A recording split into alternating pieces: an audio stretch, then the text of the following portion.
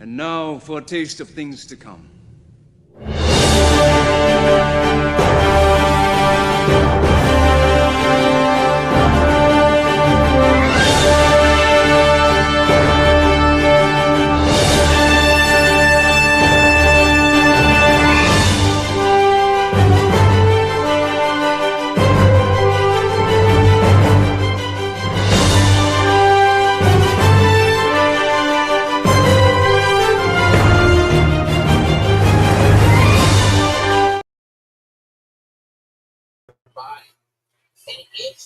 What is going on, everybody? What is going on? Welcome to another Simply Reliable Studios presents a watch along for NXT Battleground. Tis I, Mr. Reliable, Walter Cruz, joined for the first time ever from Rockin' Ropes over on the Spaces on X. I got DeeJay with me. How you doing, DeeJay? Listen, I got fresh sarcasm for everyone. Serve daily. You feel me? Got to do it. Had to wear this shirt for the bros. Ready for this, excited this. Sorry I was running a little late. Had to wish Aaron good night. I know how it is. My little one's like, some kind of sleepover with his best friend. He's at his mom, so it's like the time I get with him is very picky and choosy sometimes. So yeah, he's at his friend's house. Who I'm not the biggest fan of his little friend right now because I'm a Boston Celtics fan, and his little friend is a Knicks fan and keeps making fun of me at 8 years old. I never wanted to kick the little kid's butt so bad because he calls me, he goes, "Ha ha, your Celtics sucks," and I go, "Well, you're 0-2 right now, so be quiet, Van." But that's it right there. Yeah, he's a great kid though, and he's really great at basketball for 9 years old, just kicking ball. So I might know somebody in the NBA in 20 years or something, or 10 years, if he can go out of college. But that's neither here nor there. How you feeling about this PLE here on NXT Battleground? I'm ready for it. I'm ready to see Oba. I'm ready to see Ropes. Ropes is there. He's on the hard cam side too. So literally half of this commentary tonight is going to be Ropes watch. Oh wait, Ropes is there. Oh, we should. Ropes is there on the hard cam side, hard cam side, third row behind a guy with a beard. So send him the link so he could pop in every now and then between matches. I got you. I'm about to do it right now on the side phone. But yeah, Ropes is there. Scully is there. Oh, holy hell! So like I said, it's good. The pay-per-view itself is going to be exciting, but looking for my co-host reaction during the pay-per-view is going to be twice as exciting. Mm-hmm. Exactly. But before we get it, let's go run through the card. So let's talk about this one first. It's just a simple 6-man tag team here. What are you looking forward to this? And who do you think actually pulls out the win here? I love Hank and Tank as a tag team. I think they're winning the hearts of everyone. I think, they're doing the Stacks versus Tony D package right now as I'm trying to talk about this. But I'm kind of excited for Hank and Tank. They're, I think, the perfect team to replace Paraxium in terms of the eyes of the NXT lovers of tag team wrestling. They've literally come in with a bang. No one knows who they are, and now they're pretty much a crowd favorite. And I got them winning. I think Shawn Spears and his group of Merry Misfits are bound to lose and get their comeuppance.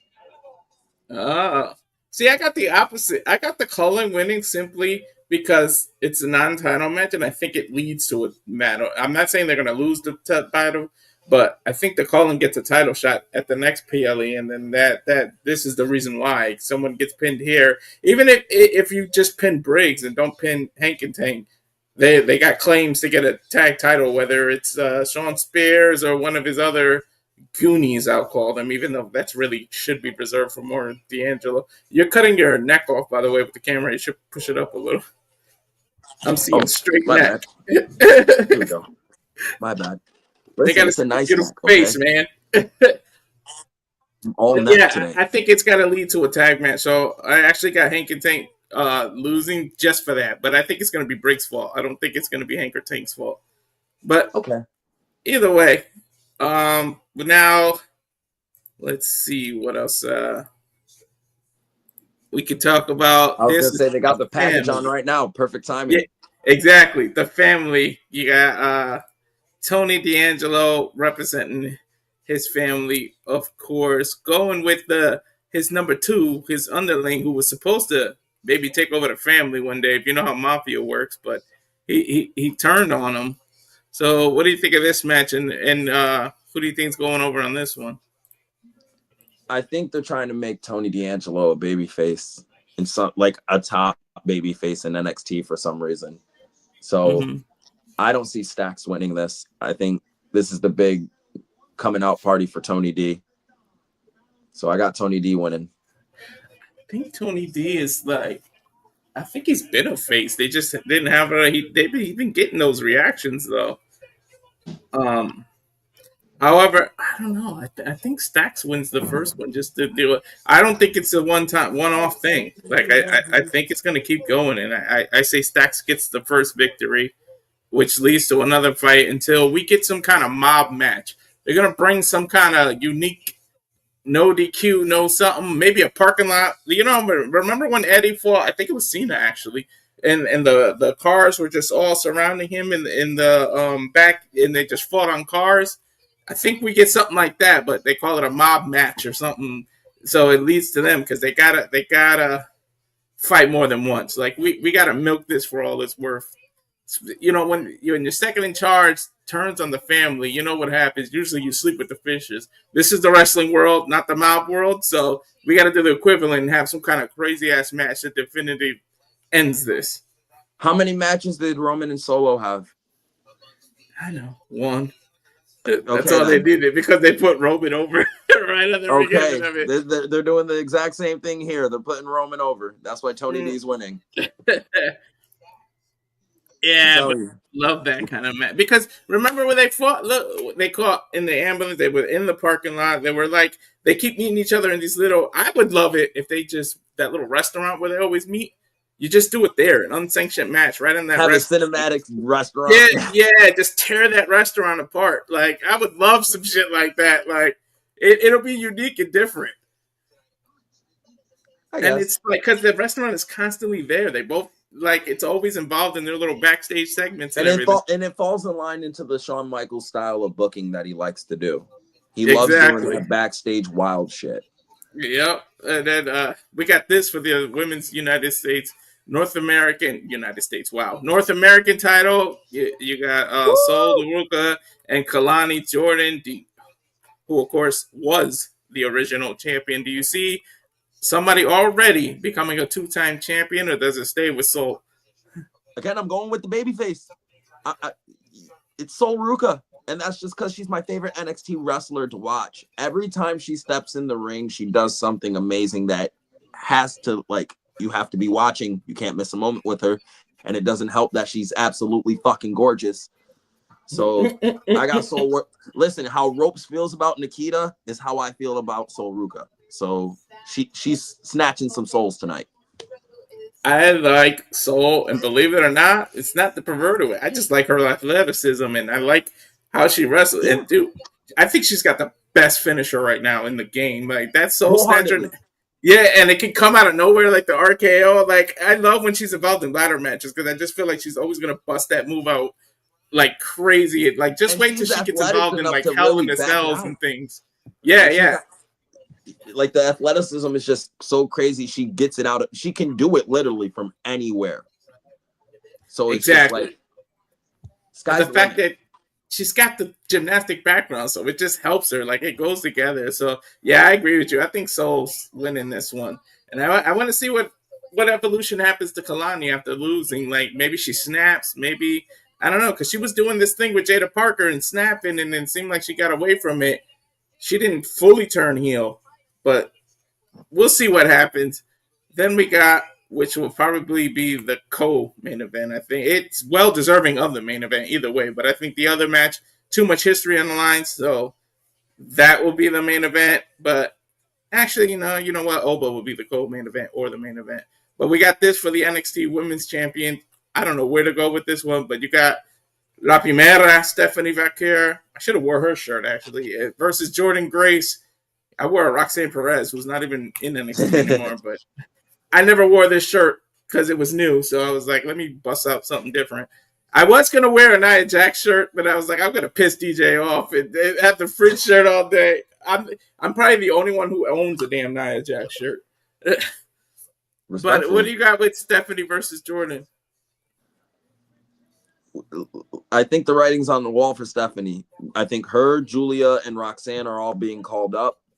She's dropping this to Jordynne. And I think this is kind of WWE's way of making things right for Jordynne, because out of those three, Jordynne should be the one on the main roster right now. Not none of those three. Jordynne Grace should be on the main roster right now. Why the fuck is she in NXT?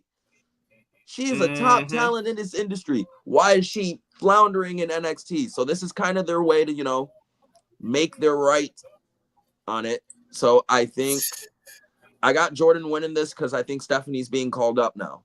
And she has to drop it to someone. Why not Jordynne? To be honest, Jordynne had to get used to that. I know she's been in WWE and TNA similar, but to get used to the ring side, the style, like we've already seen, she's dropped a few people. She's done a few mistakes and things and getting caught in the ropes. I think it's the nervous jitter because she feels like she's on a bigger stage. So I feel like that's why they're not calling her. They want her to get completely used to it and then call her up. But I don't know, man. The fact that the Great American Bash, look who's on the cover, is completely Grace alone. It's Jordynne Grace completely by herself. And all you got to do is graphically add a title if she wins here. So it's like, it makes me think there's something in there. Like, I think Grace can pull this off, but either way, I'm happy. As long as, I don't know, this is going to be some crazy athleticism. I know Booker T is going to be happy if she pulls the devil kiss off on her. Because that move drives Mr. T nuts, Mr. Booker T. But I don't know, man. The fact that Jordynne Grace she's the next cover for Great American Bash makes me wonder if they're doing something with it, or is it just a purpose tease to make you think that? No, either way, I'm happy. Doing something with it. They're doing something with it because, like I said, Stephanie did 2 back-to-back Raws. That was her testing ground to basically see, should we call her up? They did the same thing with Roxanne and the same thing with Julia. Roxanne already signed pen to paper. Julia's definitely about to be next. And the only thing stopping Stephanie Julia's on SmackDown. She's been called up. You're right. I lied. She pen to paper to SmackDown. The only one who's missing right now is Stephanie. And the only thing holding her back right now is the NXT Championship. She's dropping that belt to Jordynne. And honestly, Jordynne is the right person to kind of take over the reins for her right now. Then we got, where's the Oba one? There it is. Oba versus I almost said Matt again. I caught myself. Myles Borne here. Like, do you think a miracle can happen? Can it actually happen? Myles Borne become the new NXT champion, or does Oba continue to dominate and becomes the ruler? So far, the only continues to be the ruler. Only call-ups for NXT have been women so far, right? Oh, no, Fraxium. Actually, I lied. Fraxium. Oh, yeah, Fraxium. But no single male talent, right? And we still got a draft coming. Allegedly. If there's going to be any shockers, and I can see this specifically only happening because Ropes is there. So, Ropes, if you see this, I'm damning you on purpose, my friend. Oba's dropping that belt tonight. This is my broad prediction that is so far out left field. I think Oba loses it tonight. I think Myles Borne is the perfect. If there's any opportunity to take it off Oba, I think now's the time. It's literally being handed to them. This guy's getting over as a babyface, and if he wins, that can elevate him to top babyface status. It's not only that. Just think about all the charities and the association WWE has with the fact that Borne has a disability. You know how many sponsorships and things that will be on this if Borne gets the title and gets to walk around with that, giving children with disabilities hope. They're already doing work with Special Olympics. Now they can work with the deaf. They can work with so much different things. Like the fact that he said, judge me by my ability, not my disability, stuck with me. I really feel like they can pull that miracle. I thought I was the only one that picked him. I picked him in the league. Like, I'm thinking he's going to pull this off by some miracle. And I just love that Oba Cruz with us all, and he told Stephanie to her face, "I'm just gonna beat her boyfriend's I'm gonna beat ass." up her Like the fact, boyfriend. Like, huh? you know what I mean? Yeah. That's what I'm saying. They have this is a good opportunity to kind of do and pull the trigger on, taking the belt off of Oba. And Yeah. I'm not even saying he has to have a long title reign. Maybe it be for only a pay-per-view or two. But him winning that belt now and just having that moment and trying to capitalize, off this weekend, I think this would be the perfect way to not end it, but build to the crescendo. Could it be a case of pushing too early before somebody's ready, like Orton? I feel like they did that with Orton in 2004. Then they realized they let him lose the title within a month. When he fought himself in those peach draws, because, we can't talk about that match, but when he won at SummerSlam and beat himself to win that title, it seems like they knew he wasn't ready, and that's why he lost it quick. But let me show people what I'm talking about with Oba, because this shit is hilarious. Hold on. Respectively. I mean, I'm looking forward to beating up Stephanie's boyfriend for a little bit, but thing. That's why I only showed a few seconds of it, but that's freaking hilarious, dude. Oh my god, what's his name? JJ played that so many times last night. It just like every time we got loose, he would play it to make us crack up. But yeah, that was hilarious. But then that only leaves us with one more match to talk about. Will history be made? We contemplated. We even made a video trying to predict who would be the first person when this crossover was announced to win another company's title, and will it ever happen? We predicted it would be the Hardys with the tag titles. We were wrong on that. Can they actually pull the trigger? For the first time in history, a TNA championship will be defended on a PLE for WWE. I know it's NXT, but you can see that they pulled it there. It says NXT. It says WWE. It doesn't say NXT. So the fact that they're there, this is history either way to be made. I don't know what's going to happen, but I picked Trick. I really think Trick is going to pull this off.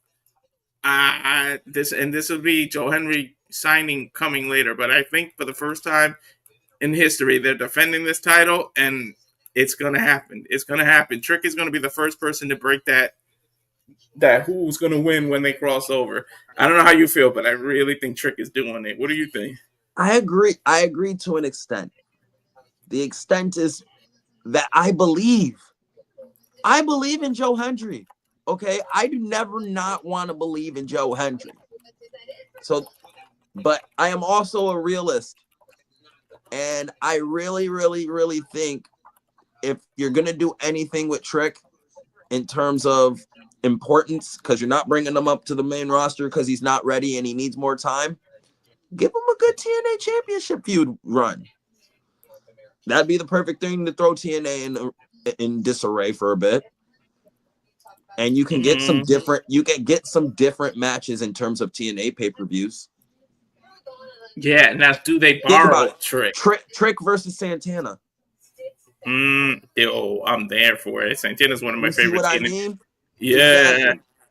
But do they do it? Do they borrow Trick? Or do they have more TNA people go to WWE? Does he keep showing up on NXT with that? Or does he go over to TNA? A combo of both. Again, you can build shit on both. That's the thing. Wonderful thing about this relationship. Like, if there's a certain guy that they want to quote unquote test out for WWE waters, this is kind of the chance to do it. Test out a Kazarian, test out a Steve Macklin, or you feel me? There are guys you can just throw into the mix. If you know what I mean? If Trick becomes champion, there's so many different matchups you can do with him because he can either defend it on NXT or he can defend it on TNA and give more exposure to TNA, which is kind of what TNA needs right now in order to get their quote unquote TV deal they're looking so hard for. All right. Whoa, and we just talked about it, and there's a shot of him. I'm so looking forward to this. And like I said, I believe in that sexy, beautiful blonde gentleman right there. I believe in him too, but I just think Trick's going to do it. It's just history. Oh, AJ is narrating this. This is fucking perfect. Holy shit. They have the TNA clips in the package. Oh my God, this is awesome. I want AJ. Can you imagine if AJ goes down to get a title shot at NXT on WWE TV to get a shot at the TNA title? I hope that's like one of the things he does before he goes. Maybe that's one of the things they'll try to say for him not to leave because people think he'll go to AEW. Maybe they'll be like, "Hey, man, we want you to bring TNA I'm one to of the the next people level." who think he's AEW bound right now. Not if they offer him shit like this. Like, can you hear me? The say his name. I don't want us to get dinged. I got it on like a 5 volume. All right. They're doing a video package. That's it. We talked about every match. We're just waiting for the PLE to switch over. I can't wait for this. Oh my god, this man just there is a package. For those not watching, there is a TNA package, and it's actually narrated by AJ Styles. That's what DeeJay was alluding to. And they're crediting TNA with all the footage and all that. It's not like WWE stole the footage or anything. No, I feel like the working deal has to do with being able to use each other's library. This is a great Joe Hendry package. It's a God. This is making him look like voice. They're making him look like a way bigger star than what he is. You know what I mean? That's what makes me think he's losing it. So that Trick, you could say Trick was did something monumental. He beat the star. You know what I like mean? this. Elevating Trick. No, that's what I'm saying. I can see that. I'm with you on the Trick pick. Okay, I'm not against you. I just believe. Yeah, I know. But I don't know. You might have to switch Trick's on. If you really want people to boo him, they're not going to do that with whoop that Trick and then as his theme. Like I said, I think this would be the time to pull a trigger. This is good. They need an upset on this card. It's going to be one of these world title matches. That's what I think. I think one of these the champion isn't retaining. We gotta see up next. The only thing I'm worried about if Joe Hendry lose, it being the first time a TNA world title being defended on the pay-per-view, you already know what we're gonna hear.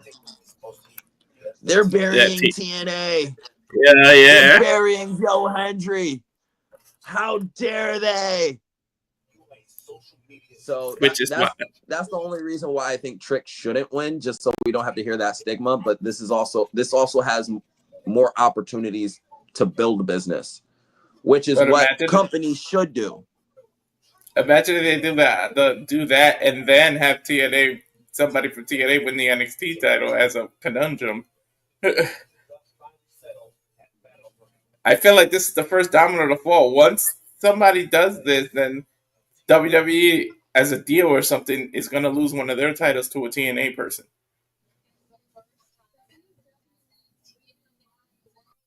Like, imagine Santana with the North American Championship. Like, I would love that shit. Hell no, fuck that. Have Moose come in and win the world title.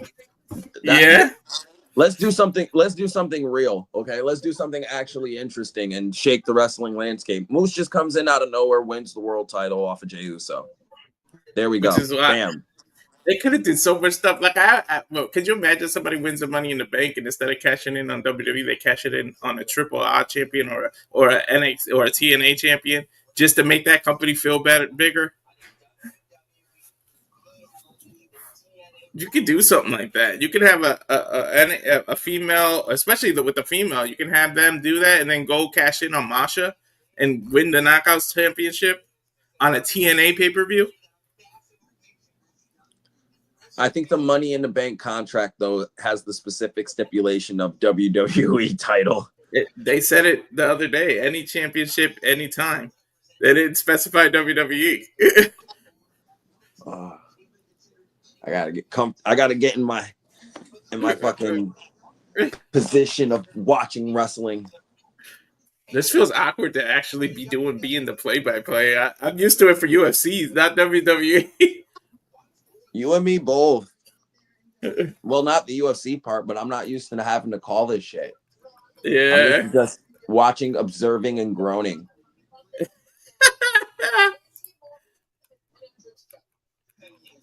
But I'm What like did I you said, like? I'm hoping. What I'm hoping in terms of the pacing of the show, I'm hoping it's more paced like a TNA pay-per-view and less like a WWE pay-per-view. True. What did you like better, the trick rap or the Joe Henry concert, or did you get to Oh, the see? Hendry concert, because it gave me Yeah, rock vibes. It was like a yeah. rock concert, and I'm like, this is the rock concert, but if they're actually good. Mm-hmm. Like all the Hey, rock some of the rap. songs suck, but they're just entertaining because they're the Rock and he's over. I mean, the Seattle beating the Lakers in Bay. I bet the one he did in Seattle, that was hilarious. Or the one he did in Sacramento.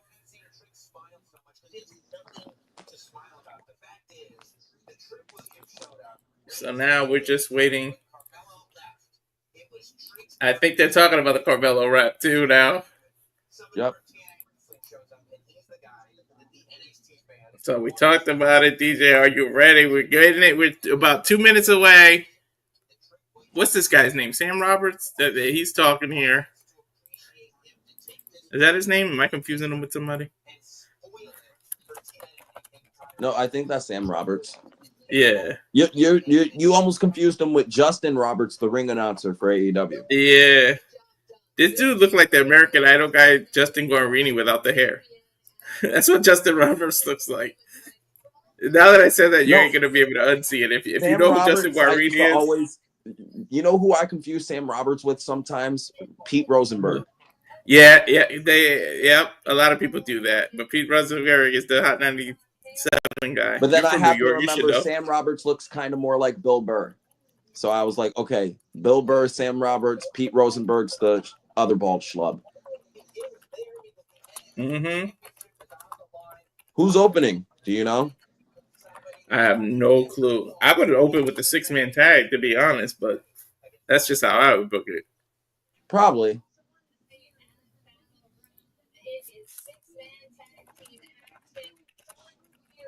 It's so weird now that Vince is gone that we have hairy-chested men on TV again.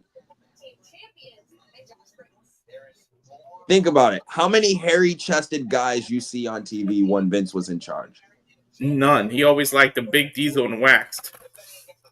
Even Drew McIntyre, he when Drew was on the roster the first time, made him shave his chest all the time. Now you see Drew, he looks like an actual fucking man. Mm-hmm. Come on, stop talking and let's go. It is 8 o'clock on the nose on the East Coast. Let's go. Oh, yeah, we're both East Coast. You're New York, right? Yeah. Which we got to hang out before I leave. I got to get to New York. I'll take the train and get out there. Because I'm not paying all those crazy ass fine. Just to drive through, you got to pay. See, I always take the back roads when I'm traveling to New York City or something. I'll make sure I skip every fucking toll.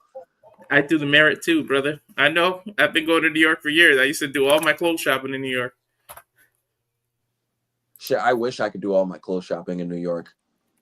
No, I meant when I was in high school. We used to travel in the summer. Now, hell no. The shit used to be, especially tax-free week, I used to go to New York all the time. All right, here we go. I'll let you know where I'm at so we can sync up. I just got forever.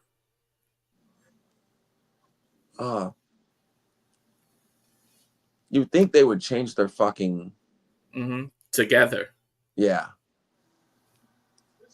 Doom, doom, doom. Listen, if WWE wants to fix NXT and make it right and fully restore the feeling of NXT, bring back Mauro Ranallo. Yeah, that's what I wish they would do. But here we are, ladies and gentlemen, live from Tampa, Florida, as NXT, or I should say WWE, presents Battleground, live from Tampa, Florida. You are watching the Simply Reliable Studios with me, Mr. Reliable Walter, along with DJ from Rock and Ropes. And here we go as we get a backstage shot. I like that. I like that from Jordynne Grace. I'm glad you noticed it too. Mm-hmm.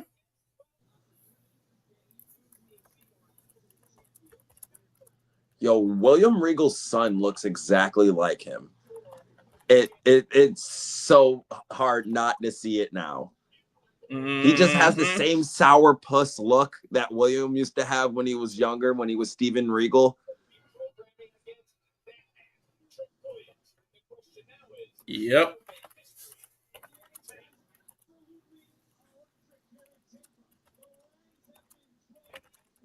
Here we go as we get a shot inside the arena. God damn it, you went too far, camera. You trying to see rock? Oh, ropes? You trying to see ropes? He's supposed to have a Rock and Ropes poster, so I'm looking for that too. He's on the hard cam side, so we'll look. I'm looking during entrances. Just know.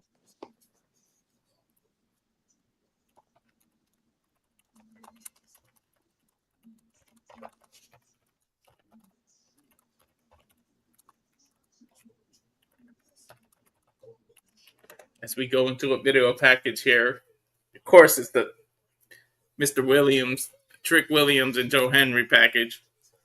I just can't wait.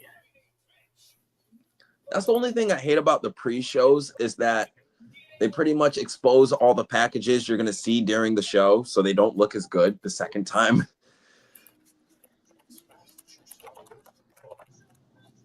Yeah, that's true.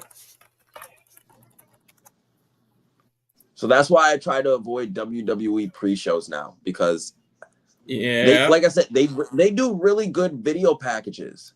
Really good video packages. It's just after you see them once, you're like, I don't want to see it again. That's true. There's the D'Angelo and Stacks. Family above all.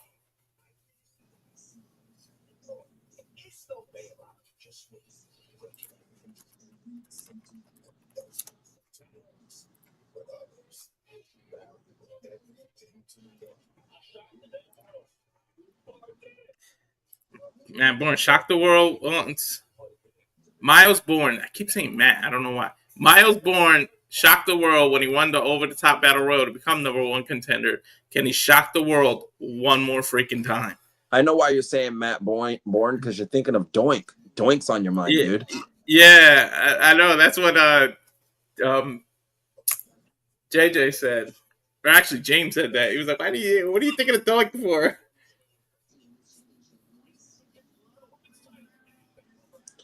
Yeah, I think that in terms of matches, I think there's only one match that's kind of slightly obviously predictable.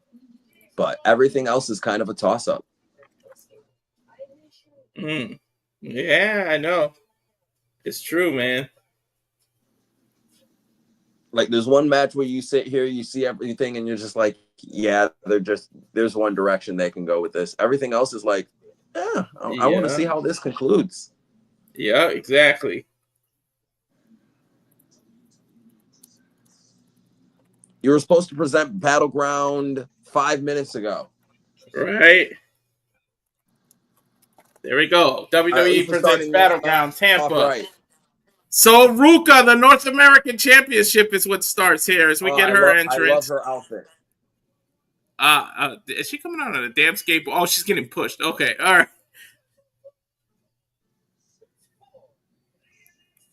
I love how they have just the same setup. They didn't even take down the setup from last night. They just have the same exact setup. I love it. Yep. Trying to get the graphic, the right one up. There we go. Wait, what? Sol Ruca was a speed champion? She's the speed champion, yeah. She's the current speed champion. Wait, what? You didn't know that? No. She's a two-time champion, baby. Want speed? Yeah, nobody does. But yeah, she's a two-time champion right now.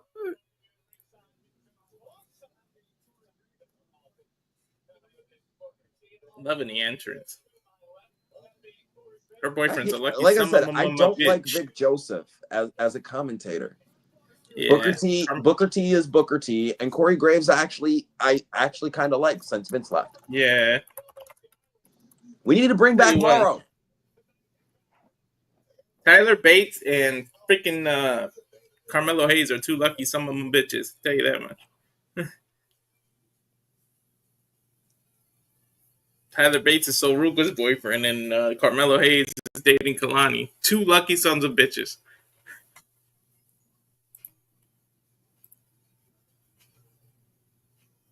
I'm confused. Is Kelani a heel? She's supposed to be, but it's like they started liking this her not again. Like a full babyface entrance right now? Yes. See, when her and Jada were going at it, it was like she had this mean side to her, and then it just dissipated from that. But I think this might make her snap. I'm liking what she's wearing, though. This is like, that's why I was confused. I'm like, wait, why is she coming out like a babyface? Yeah, it looks like face versus face right now. Oh my God. What are you? Oh my God! Her flips or the split? The split. Yeah. Yeah. Pause it for like a sec. I think you're a second ahead of me because now she's on the ropes right now doing this thing. 1, 2. Okay. All right. There you go. Now she just jumped off the floor. Yep, we're good. We're on track. All right. Cool. Referee holding up the title here. We can get a bell here.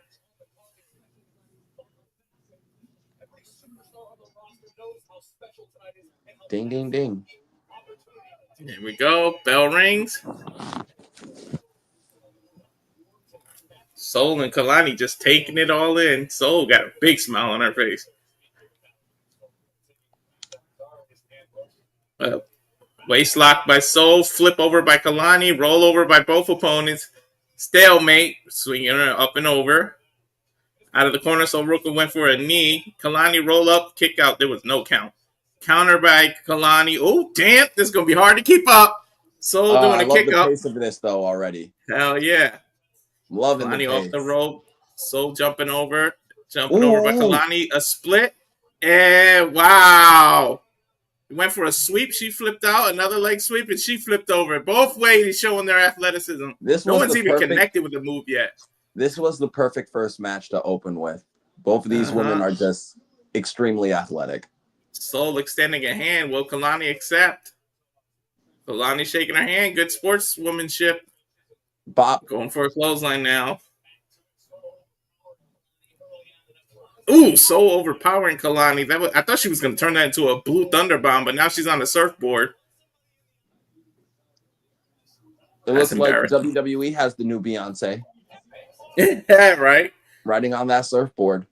Mm-hmm. Leapfrog by Soul Ruca. Nice leg takeover into an STF. That was a great leg takedown into a headlock takeover. Yeah, now she's in the STF position. And look how smart Soul is. She moved over so that she's in between the ropes now, so Kelani can't get to that closer rope. I like that. A fan just put a sign that says "Snatch my soul." I think that's you. That's you, DeeJay. I seen Ropes' shirt. You did? I can't see Ropes, but I see his shirt. I can't see your face either, man. All I see is your shirt. My bad. So, look at this delayed suplex by Soul. I see Ropes. Where? He's third row, orange shirt with a beard and shades. I see him. Nice flip with the for Soul Ruca. Cover 1, 2. Kelani sunset flip 1, 2. Another near 4. Kelani with a roll up 1, 2. Able to wiggle free. Kelani up and over. So Ruca catching her. Look at the strength of Soul. Yeah. Ooh! Nice roll over takeover. She is deceptively strong. Who, Kelani? No, Soul. Oh, yeah. Dude, if you can lift up your own body weight to do all the things you do, you're definitely strong. High kick over the top rope by Soul, knocking down Kelani. Kelani axe kicking the top rope and knocking Soul over. Now jumping over the rope. 1, 2, kick out. Wow, what a leg drop. She literally jumped off the top turnbuckle, twisted in the air, and leg dropped her. Oh, geez, my cat knocked down the camera. Silly Milo. Both women jockeying for position here in the suplex position. Soul able to, Kelani able to get Soul in the best. Now she's Northern Light suplex with the roll, with the bridge. Gets a 2 count. 2 count. All right, now we're back on track. I've been sitting here trying to get it perfectly timed for us now. Yeah, Soul working her way back up to her feet. Couple of body shots. Kelani with a vicious knee. Damn, you see where her knee hit too? Whew. Yeah. Oh, nice. Kelani backed up so that when she tried to do that jump over. Ooh. Ooh, almost Good like a twisting body rolling slam. Samoa drop.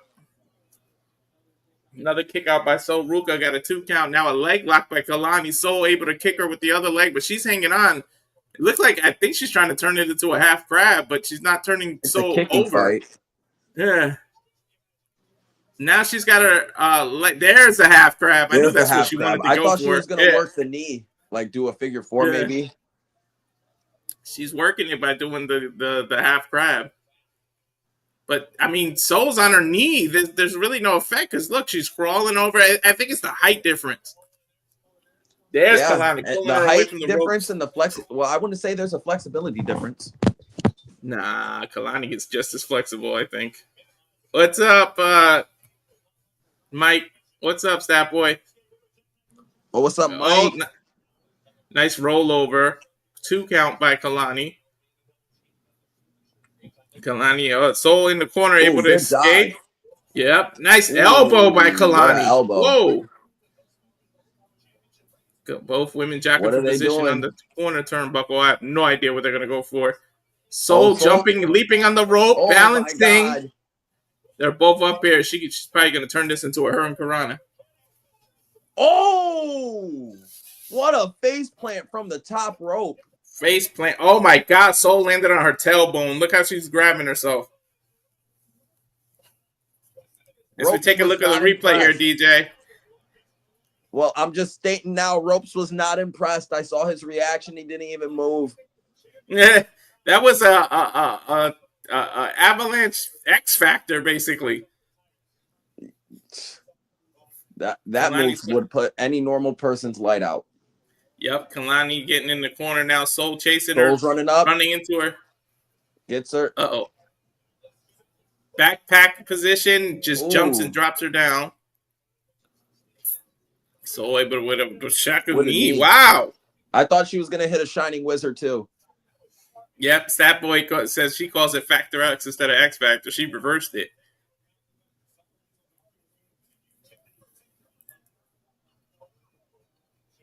Kelani kicking Sol there. This is dangerous territory. Both on the apron, which we know is the hardest part of the ring. Uh-oh. She's going for a fisherman. On the apron. Sol able to reverse. Oh, what a right hand by Sol across Kelani's face. Throws Kelani over the rope, but she lands on her feet. Goes for a super kick. Hits her with a Pele. Pele kick knocks Sol Ruca down. What's on her mind now? Oh, she's going for some springboard. Moonsault. Mm-hmm. Springboard moonsault onto the outside. Both women on the outside now. They got to get her back in. Kelani smart, throwing her right back in the ring. No rest. She's getting too distracted now with Zarya, though. Mm-hmm. Leave Zarya alone. Kelani looking for the knockout blow here. Jumps off the top rope. Gets caught by Sol into, picking up for a power bomb. Kelani able to reverse it. Up and over Kelani. Uh-oh. What's he doing? Ooh, backstabber. Mm-hmm. Backstabber with her feet instead of the knees. That was awesome. Now Kelani, I think Sol's going to fly. Sol with a flipping cartwheel over the top rope. Up. And she box spring up. Wow. Look at that. Snatch my soul. Snatch my soul. Where's my Rockin' Ropes poster? NXT. Sol rolling Kelani into the ring now. Going in after her. Standing on the apron. Off the top rope. Splash! Splash. 1, 2. Kick out of 2 by Kelani. So I have a random question to pitch out there. Do you think Zarya turns on Sol? I don't know. Eventually, maybe, but not tonight. She will get jealous, though. Into a fireman's position here. Almost an F5. She tried to do an F5. She Kelani, F5.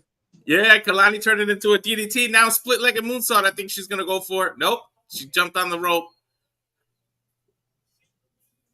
Frog splash. Frog splash.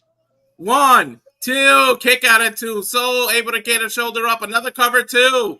Another cover 2. This is smart by Kelani. She's making Soul wear herself out by all these kickouts. Now able to go to the top rope again. On the offensive now too. Mm-hmm. This is a good match. Hell yeah, it is. Good opener. Uh-oh. They're meeting each other in the corner here. We just saw what happened a few moments ago. This is dangerous territory. Both women on the top rope here. Especially, what's Kelani doing? I have no idea. She's spinning her almost like a poison Rana off the top rope. Poison Rana off the top of the rope. Yep. That's what it looks like she's going to do. But so able to, she looked like she's reversing it. She flipped out of it. She landed on her feet. She flipped out of it. Now a spear by Soul. 1, 2. Ooh. Oh, able to kick out. Wow, what a spear by Soul Ruca, though. That was a great looking spear. Hell yeah, it was.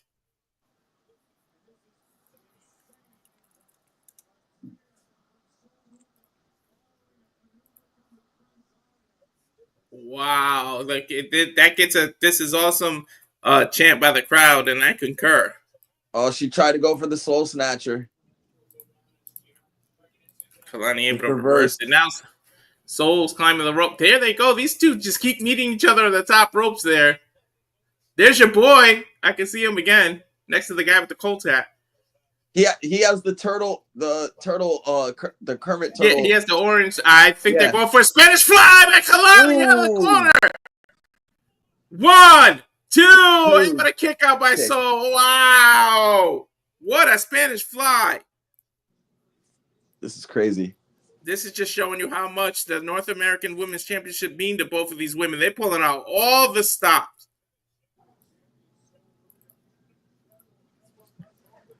What an effort by both women here.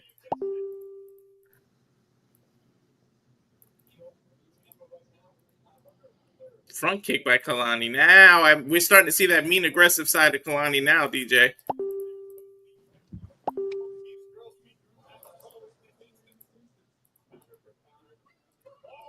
Ooh, what a right hand by Kelani. Yeah, definitely.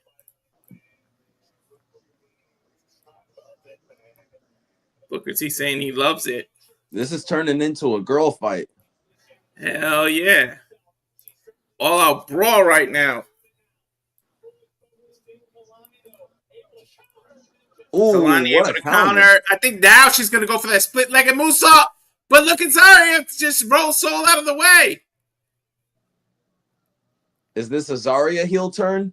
No, Zarya helped Soul, but she got caught. Referee kicking her to the back. I think it's a heel turn. She helped Soul. Kelani Jordynne from behind with a baseball slide. I think the momentum just shift here, DeeJay. Might have. Let's hope not.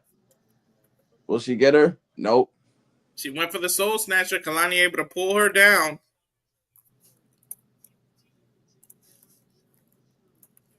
Both women at the top corner here again.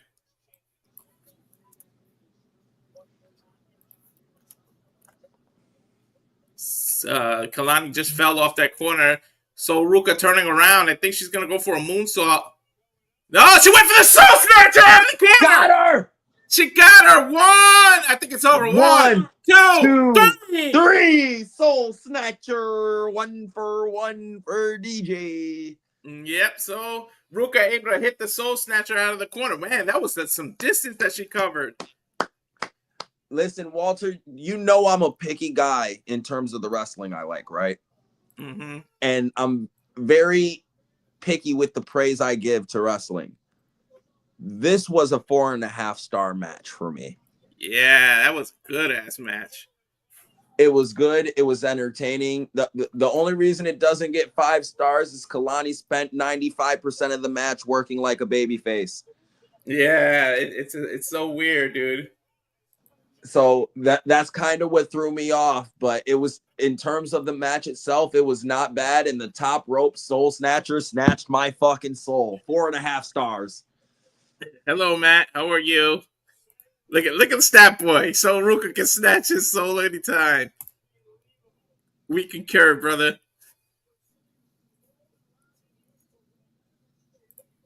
Hell yeah, I agree with Stat Boy. That's how you open a PLE, man. That's a very, very, very good opening match.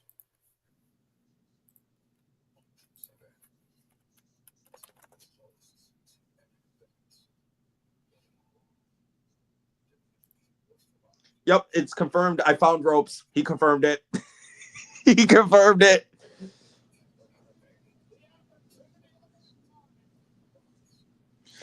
I love how ropes was watch. You don't understand how fixated I was on watching ropes half of that match. Yeah, I saw you kept focusing. Here we go with commercials, advertising. Fuck television. All right, cool. That gives me 2 seconds to go grab me a drink. I will be right June back. 28th advertising, which is my birthday, everybody. June 28th is my birthday. From Riyadh, Saudi Arabia. Night of Champions. Here. Night of Champions, Saudi Arabia, Saturday, June 28th. My birthday, people. Which is there's a pay-per-view on a UFC too. So I guarantee that event is going to be early anyways because it's Saudi Arabia. It's probably going to be like 1 in the afternoon, which we would appreciate. And that's going to be brought to you by the Simply Reliable Studios, of course.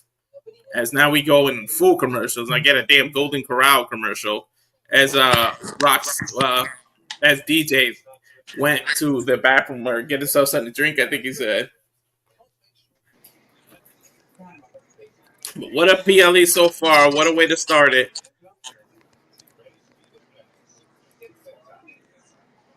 Definitely a good match. Let us know what you think in the chat, people.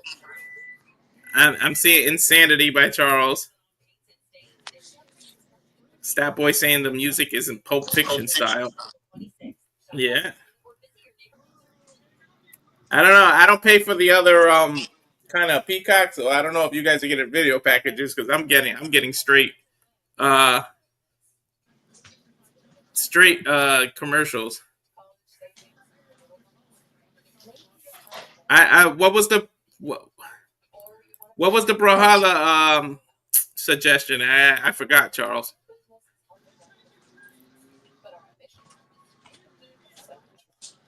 Go to a commercial. Fuck television, man.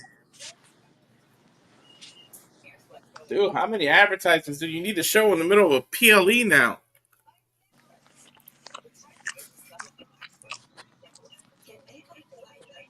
Oh, the PlayStation. Yeah. We'll work it out. We're definitely going to get on it. I'm just getting back into full swing of things, but we'll work it out with Noah and everybody.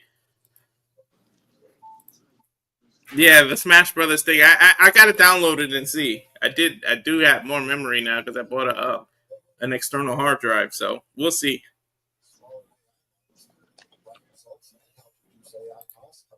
Jeez, they're really going full ads in the PLE. This is a PLE, man. This isn't NBC Saturday Night Main Event. See, I'm not getting ads. I'm getting a video package for the Shawn Spears match. So I'm assuming that's next. Yeah, good. Thanks. Because now I know what to put up. Yeah, but see, I don't pay for that premium version of Peacock, so I don't get video package. See, I do just because I'm tired of all those extra commercials during WWE PLE. See, Peacock for me is free because I used to have Sprint before he changed to T-Mobile, and it's like part of having them. So I'm like, I'll deal with the ads and have something free rather than pay for it. That's how I used to be with Hulu. I still have my free Hulu too.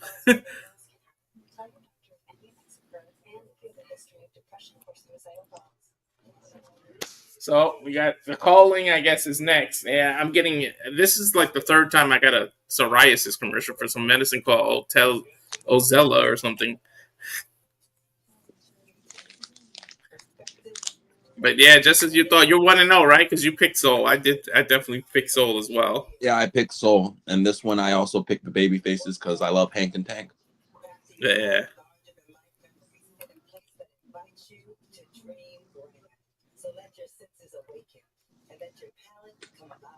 And I just don't like the name of this group, the Culling.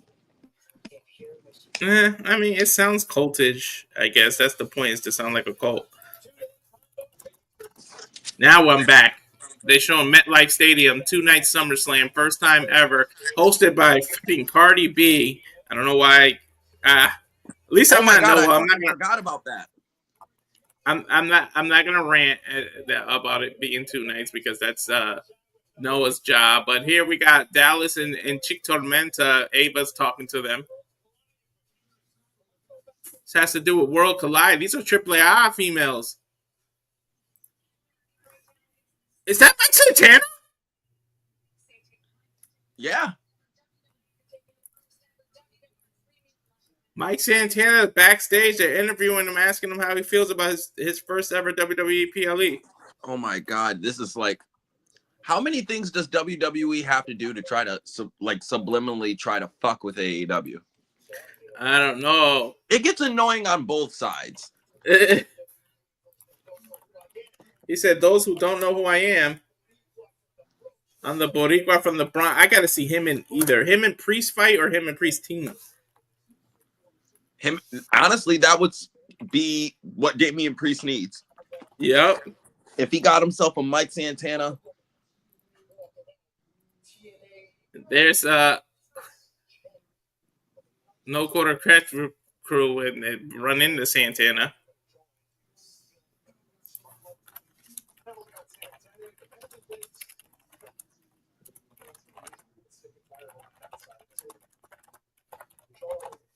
Charles saying, "I'm sick of these outsiders." He said, "You're cutting into my interview time." Ropes got the Rock and Ropes thing. Hold on, I got to send you this picture on Twitter. He got the Rock and Ropes thing right behind Sol Ruca, and I'm saving this picture now. Awesome. I have to save this picture. Hold on. Save photo. We're saving it. We got Sol Ruca and Rock and Ropes in the same picture. It's my new default. Okay, they're showing respect to Santana now. Said, "Unlike your homie, Charles is giving him this look." Back in Tampa, we're live in the middle of it. Hold on, I sent you the picture. You can only see Rock. You can't see the full thing, but you can see Rock and Ropes right behind Sol Ruca on the picture they shared on fucking Twitter.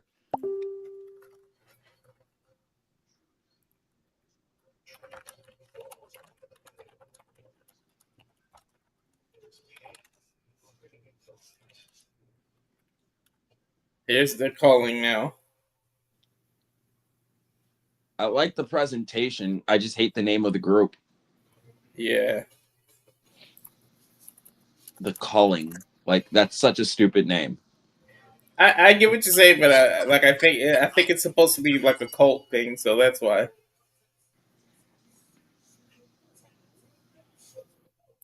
You're right, though. I do like the entrance, just the name. It's almost like Karrion Kross should be leading this, though, instead of Shawn Spears.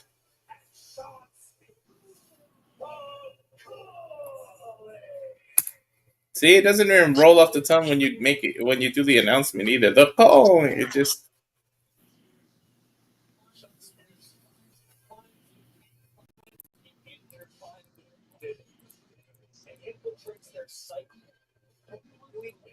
A few months ago, we had never fathomed the idea that Izzy would be following Shawn Spears around, proving herself to be such an invaluable asset to the. I just posted that picture on. Oh, I'm right. Hold on, real quick to kind of. Damn it! I can't even freaking tell you how right I am. God damn it! Let's focus on this pay-per-view. About what? Guess who won the Owen on the women's side? Oh, no spoilers! No spoilers! Just know DJ's right. Tell me in the private chat. I got you. Where it says private chat right there. I got you. That's why I said I didn't want to say anything, but it sucks when DJ's right. Why is Hank and Tank looking like Hulk Hogan or something? What the hell are they doing? It's in the private chat. I love these guys, though. You know who Hank and Tank remind me of? Just a little bit, slightly. They have the same aura of heavy machinery when they first came up. Oh, yeah. Like they have the same charisma, like of heavy machinery when like they first debuted on NXT. Yeah. Oh, I love it when I'm right though. Yeah, I knew it too. Oh, I can't wait. I can't wait to tell JJ how right I was though. Oh shit, my camera's not even on. I'm sorry. You can't even see how happy my face is right now. Hey, you cutting off your own face too. Bell rings. Here we go. Get the camera in position. All right, let's go. Shawn Spears. Oh no, he's not starting. No, he's not starting. It's Vance, I think, that's starting, right? Is that who that is? That's Niko Vance, right? Yes.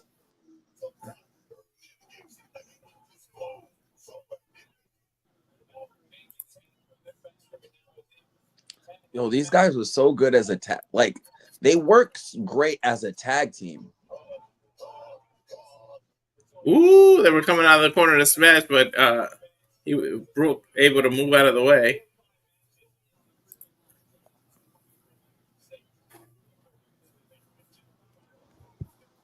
Look at these guys fly.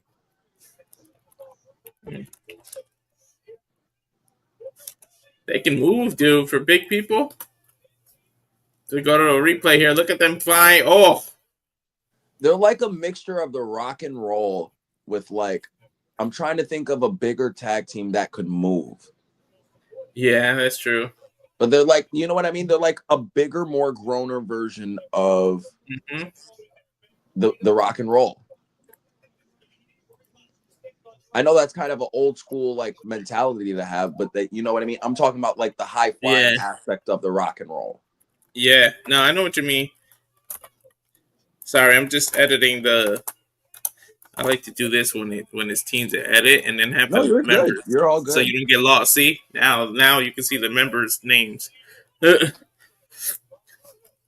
Now it's Brooke Jensen in the ring here with Tank. Couple of elbow European uppercut. Damn, that was a beautiful uppercut by Brooke. Good suplex. I miss seeing suplexes in wrestling. Yeah, regular old suplexes. Now it's just German suplexes all day. You never see a regular suplex anymore. Yeah, nope. Hank getting thrown into Niko Vance's arms, and they just right to the turnbuckle, flat face first. Look at Vance showing great awareness to isolate Hank into their corner, stomping the living daylights out of him. It's a lost art in any form of tag team wrestling. Working working smart. That's because they do too many of the damn random can they get along tag teams, and they don't actually are legit tag teams. Roll up by Hank, 1, 2, kick out. Whoa. By Niko Vance. Oh, running headbutt, almost like he was gonna go for a spear, but he headbutted Hank. I thought it was a shoulder takedown. It looked like a combo of both. Yeah, it did. Shawn Spear getting the tag now, working on Hank's legs. They're doing the 10. They're messing with Ty Dillinger. Yeah. Oh. Man, he's just dragging Hank around and just stomping and grinding his foot into his abdomen. Now jumping Randy Orton style and kicking him right in the face. Dude, Josh Briggs looks like this is kind of hilarious. Yeah, Josh Briggs just wants to get in there, man. Look at that. And Tank can't even hold on to the damn tag rope. Shawn Spears mocking Tank now. Hank able to get out what I would love right now? I would love if the crowd just started doing stand chants. Yeah. Oh, I just kicked Stan. Able to tag out now. Niko in the ring. Hank giving him a couple kicks, up kicks, trying to get out, releasing his grip, but he falls right into Brooks' That was hands, and it's a blind tag. great ring awareness, kind of. Oh, but look at Brooks trying to take out Hank and What a Josh Briggs so that fucking Hank can't flapjack. tag. Yeah, big back body drop. Brooks is on the floor. Now Hank looking to make his way over the Tank. Oh, here If comes he can Tank tag him with up. the big hot tag. Tank jumps in. Coming Tank in looks like a like tank. Tank looks like Hugh Morris for me from WCW. That's what he looks like. He looks kind of like Taz when Taz had long hair. Yeah, no, but he really, really looks like Hugh Morris for me. Look at Tank this guy. came in. He's cleaning house.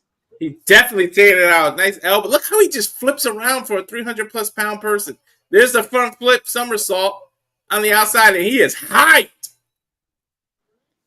Pointing back into the ring where he meets Shawn Spear. Up for the clothesline. Misses. Good shoulder tackle. Shoulder tackle off the top of the corner turnbuckle. Picks up Shawn Spear. Sits him on the turnbuckle. Getting him in the corner. Mm-hmm.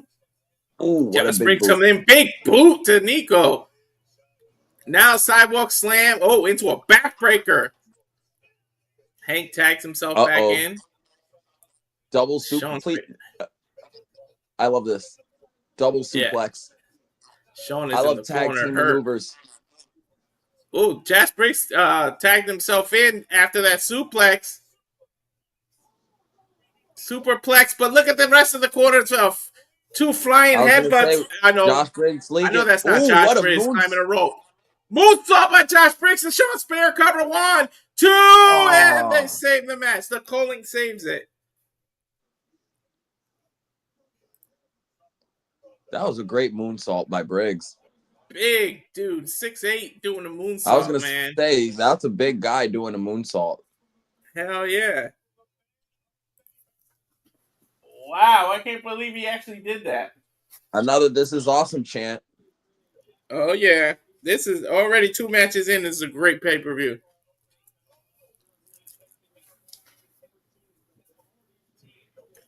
Tank tagged in on one side. Brooks tagged into the other. Tank went for that same shoulder tackle, but ran into a boot this time. Going for an angles. Ooh. Ooh, threw him forward into a kick. Tags in to Niko now. Niko legal. Power bombing this big ass Tank. Oh, he's trying to hold him up. Josh Briggs trying to interfere there, but then Shawn Spears dives through. What is this? Oh, double stop into a Dominator. There we go. 1. 2. Oh. Hank able to say, oh my God. Hank was a little late on the save. Did you see how close the referee's hand was? Holy shit. Too.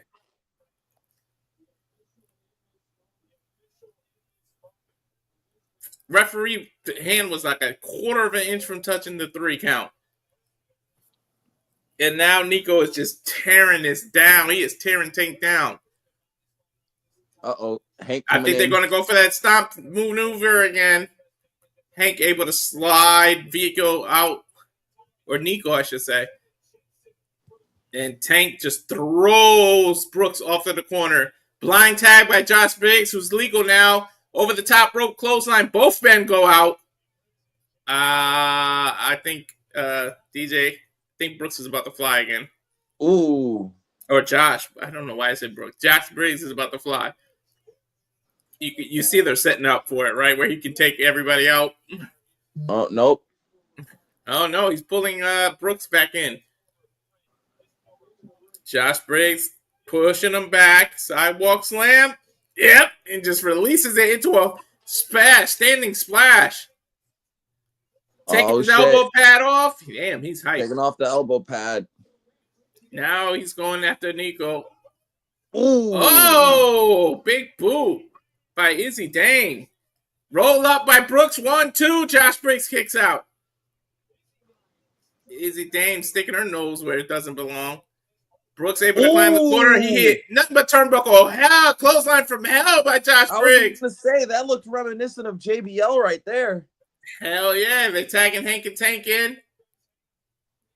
Hank is legal. Takes off the baseball jersey. Tags in Tank. They're going to do the meet in the middle.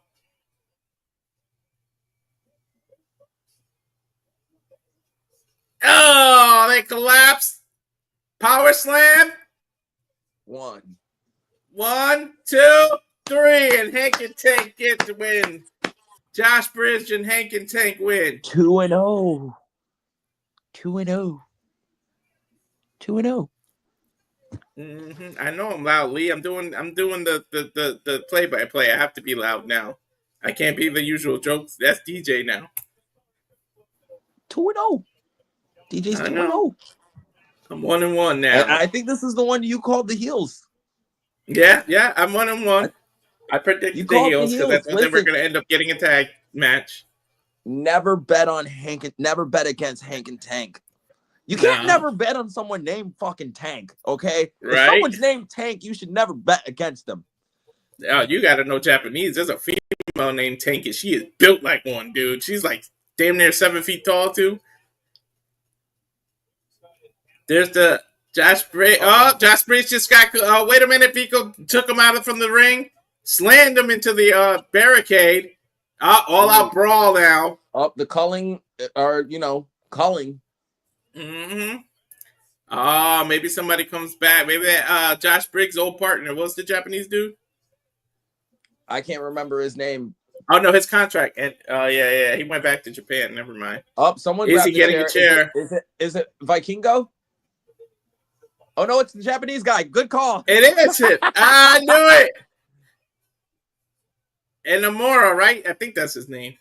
And Namora's back. Knocks out Shane Spears with the chair to the back. Now to Vic, to Niko, and now to Brooks. Clean house. Wait, half of his head is literally shaved. Yeah, he always been like that. Maybe he's half insane now. Look at this. Hank and Tank just knocking Brooks back and forth. Now the clothesline. I think he's back. Now this is turn. Now we're going to get a 4-way or 8-man tag. Walter. Nostradamus. Called it like 10 seconds before it actually happened. I love it. Yeah. Is Carter coming back? They're going to hug. There it is. Damn, dude, he's able to pick up Josh Briggs off his feet. Dude's deceptively strong. Look at that, standing strong. He has the Iron Sheik body, like 45-year-old Iron Sheik. Yep, as we go backstage to that all-ego Ethan Page. Wonder what he's got to say. You could call that to DeeJay, tell people what he says.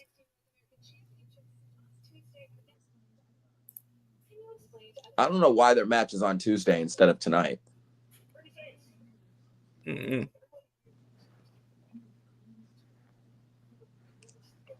can translate what he says to people.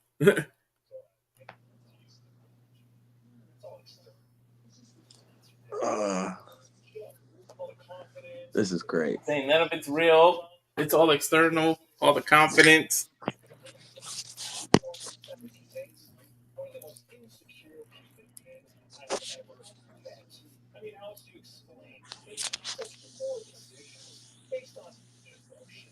You say that you make too many decisions based on emotions.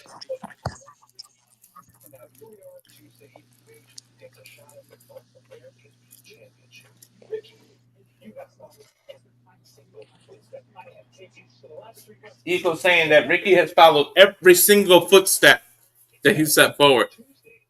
And on Tuesday, Ava interrupting.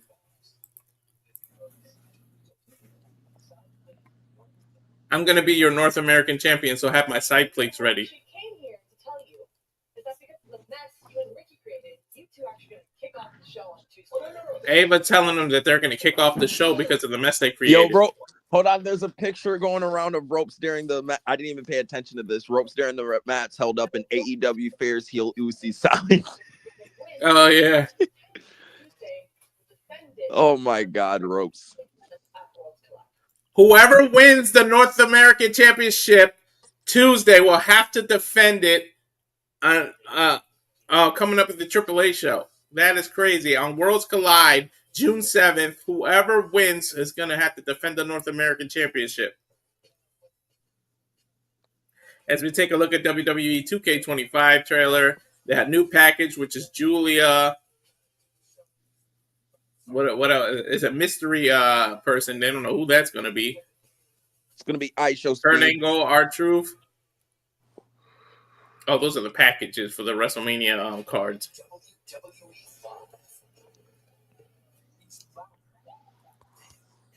I'm getting WWE live commercials. So am I. Los Angeles, California, June 6th. June 7th, of course, for Worlds Collide. Both in Los Angeles. SmackDown, July 25th, Cleveland, Ohio. Detroit, Michigan, July 28th. Are they going to come to Sacramento? Because I got to go see them. Because I'll be near there now.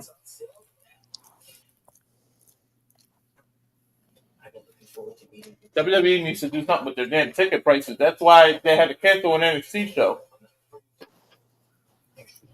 Now I got John Wick commercials for Peacock has all 4 movies. Which I love the John Wick series. For those that don't know, Keanu Reeves is literally my favorite actor. So anything he does is awesome. I know that you know, but the people don't know, Lee. Speaking of Lee, people, please subscribe. I got a new subscriber. I'm up to 133. If I can get to 200, she will send me and another member of the Simply Reliable Studios crew to WrestleMania, which will probably be in Vegas again. He says, we know the world don't need to know, Walter. What? Oh, she's telling me to subscribe to my sister-in-law's, what should I call him? Her friend? Yes. Her friend, Ricky, who got his whole family to subscribe. That's why the numbers went up. Thanks, Jessica. My sister-in-law telling people about me and getting people to subscribe. That's what I'm talking about. I guess she want me out of her hair, too, to get the hell out of here and send me to Vegas. I low-key hate my Twitter timeline right now, Walter. Why? It's just spoilers from Double or Nothing. Then get off of it. That's why I don't go online, bro. Noah says it all the time. Because I'm talking to Ropes as I'm going on, asking him his opinion of every match after. Hashtag spoiler free. The next long ass commercial, I might say hi to Noah and Ash. We might have to join in.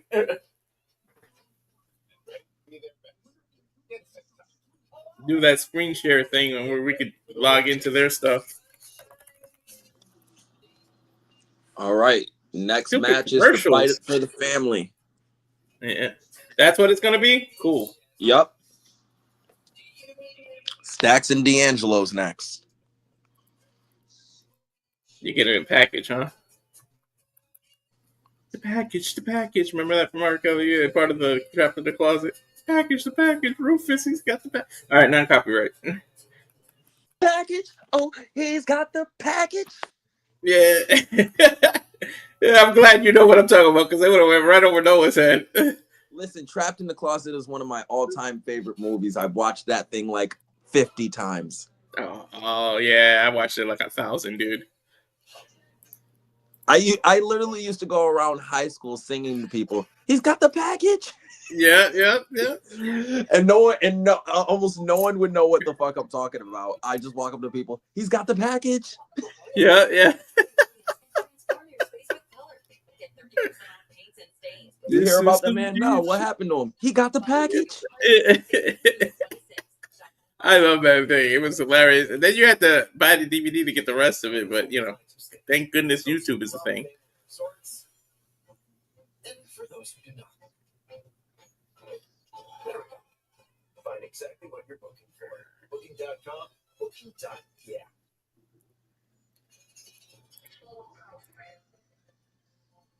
There we go, the fam. Can the second in command actually beat the boss? I wanted a match in that restaurant. I'm telling you, it'd just be so awesome. It'd just fit. Freaking throwing pasta at each other and shit.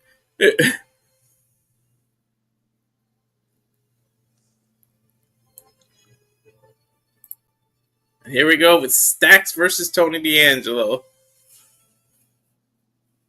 Look at the reaction Tony D's getting to your point earlier, DJ.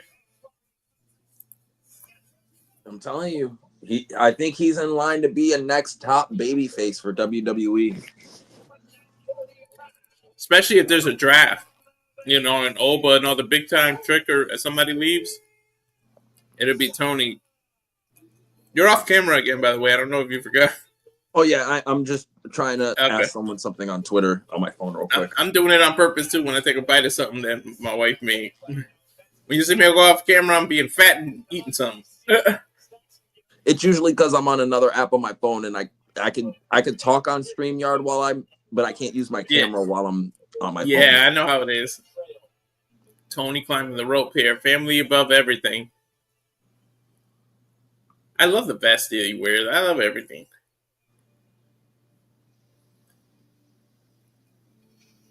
Of course, they should bring Vito to lead this, man. I don't know how you don't do it. It's right there. Shout out to Vito, by the way. We've done videos with him on No DQ. I love that guy. He breaks balls, but I love talking to him. Stack stomping on the family on the jacket there.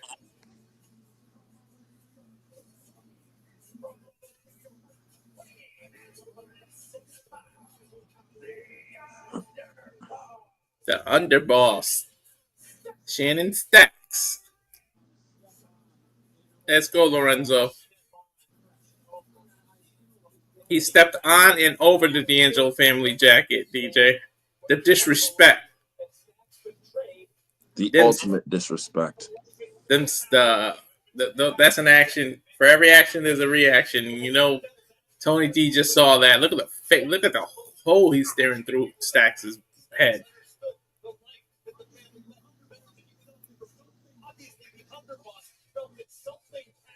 Underboss a little hesitant to get in the ring, though.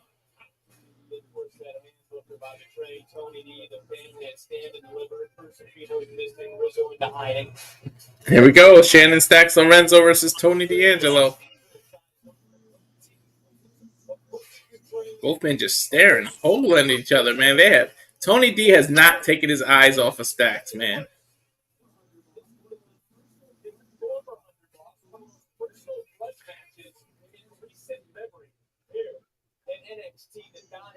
There's the bell. I don't know if this will be so much as a match as it is a beatdown.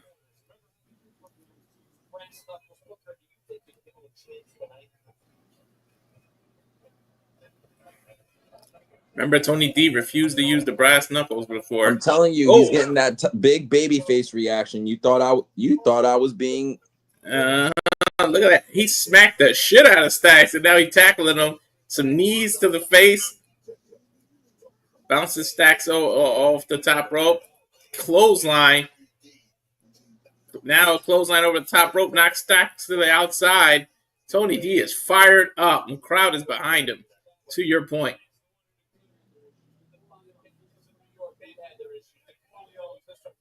Stacks able to hold Tony's neck, trying to balance it over the rope, but arm dragged back into the ring by Tony D. I don't think Tony D cares about winning this match, DJ. It's about teaching a lesson to his underboss or former underboss. Stacks able to super kick him right to the stomach now, pounding on his back. Tony D on the defensive now.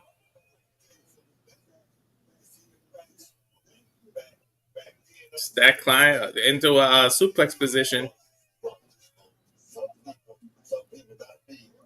Just holding him on the front face lock. Tony D turns it into a big back body drop. Now bounces off the rope. Almost a Superman punch by Tony D.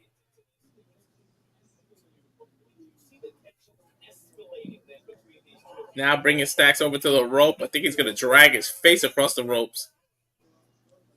Ooh. Oh, Stacks able to get out, kick to the midsection now. Stacks misses a clothesline. Tony D ducks. Grabs Stacks to a belly over the head. A belly-to-belly suplex over the top rope. Stacks is out of it right now. Tony D following him. Came up the opposite side of the ring. Charging at him with another hellacious clothesline. All right. Sorry about that. I'm No back. problem. He throws Stacks into the apron now. Ooh. Throws him into the to the barricade now. And I'm telling you, man, I don't think Tony D cares about winning this match, DJ. It's about a lesson. Look how he's just beating the hell out of Stacks. Stacks is running now. Almost got over the barricade, and he's almost by Ropes' side. Look, Ropes is right there. I see. Yeah. You know, Ropes, show the sign. Show the Rock and Rope sign, man. Let's see. Tony said all you had to do was listen. What's up, Josh? Ooh.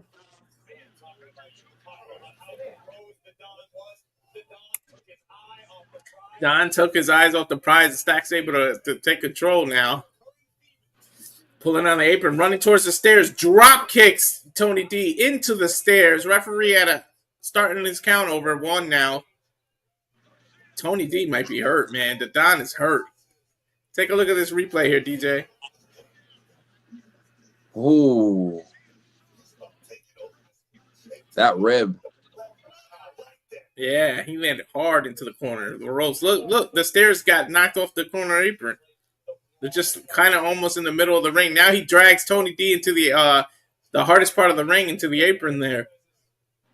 This is a really hard-hitting match. These two men, this is what a grudge match looks like.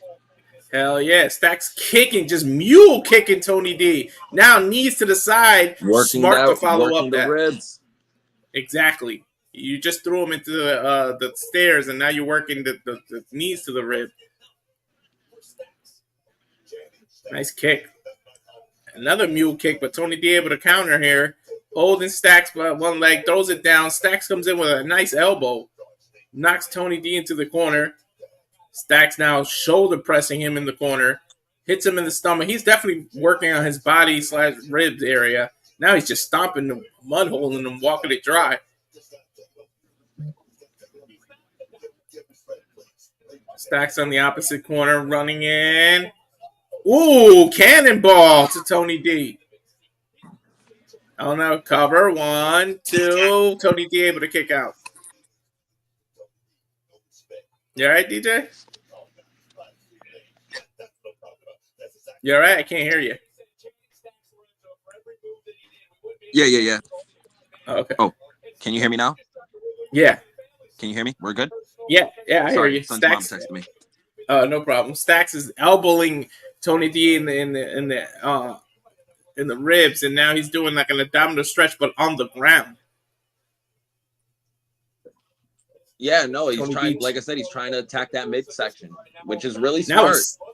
Now body scissors. Look at that. Stacks is really smart. He learned some stuff from Tony D. But you know what the old saying is: I taught you everything you know, but I didn't teach you everything I know.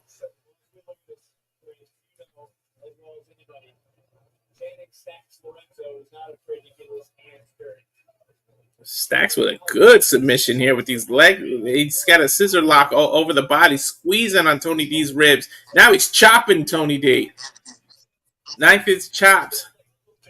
Oh, Tony D with some chops of his own, breaking the leg lock. Now with some elbows to Stacks' ribs, but Tony D holding his own ribs hurting. Now some elbows, some forearm shots. Bouncing off the rope. Oh, Stacks countered with a body shot. Now standing in Seguri in the middle of the ring. Nice by Stacks. Going for kind of like a stomp with his knee. Yeah, that was a hell of a move by Stacks. Got to cover 1, 2. Tony D able to kick out with a knee. Yeah, that was different. As we take a look at the replay here, check that out, DJ. Literally plants him, just uses his knee to plant him straight into the ground, and his ribs hit first too. So Stacks doing a great job working the ribs. Yeah. Again, this match is really hard hitting. Hell yeah. He's definitely got a target. Maybe he knows something we don't know. Now Stacks doing the same thing Tony D did earlier, trying to drag him to the ropes. I guess to rake his eyes across the rope or his face. I don't know the significance of that, Tony but they D both tried it. Getting angry. Breaks the hold. Nice smack to the chest. What a chop. Hell yeah. Grabs him belly to belly. Overhead suplex into the corner. Ooh, Stack's ankle hit the turnbuckle. Did you see that? Yeah. The turnbuckle and the rope hard. Oh, yeah. Stack's ankle might be out of it now. So Stack's got a hurt ankle, and Tony D's got hurt ribs. Both men meeting in the middle, swinging. Tony D seems to be getting the best of it. Stacks runs into another punch, knocking Stacks down. Another belly-to-belly suplex. This time not overhead, just a regular belly-to-belly suplex. Two of them. Bouncing Stacks off the top rope. Big. Ooh, what a spine buster. Spine buster. Damn. He put some oomph in that, huh, DJ? Shout out to Arn Anderson. Right. But again, how much damage did he do to his own ribs you there? hear those Tony chants. Tony. Telling you, somebody's in line to be a big baby face. Yep. Stacks has him in the front headlock. Tony was just vicious body shots. Literally lifting Stacks off his feet with them. Paying him back for all the damage he did to his ribs. Hell yeah. Stopped right at 10, too. Referee checking out Stacks here. Tony D taking a breather. He is holding his ribs bent over right now. Picking up Stacks. Again, front headlock. It looked like he was going for a suplex, but Stacks able to reverse it. Nice kick to the rib section. And another standing enziguri right to the back of Tony D's head. Oh, I think Stacks was going for that stomp again with his knee, but Tony D able to reverse it. Now just has a waist lock picking him up. That's brute strength right there, DJ. A deadlift German. And with the bridge, but gets a 2 count. Holy shit, that's some strength there.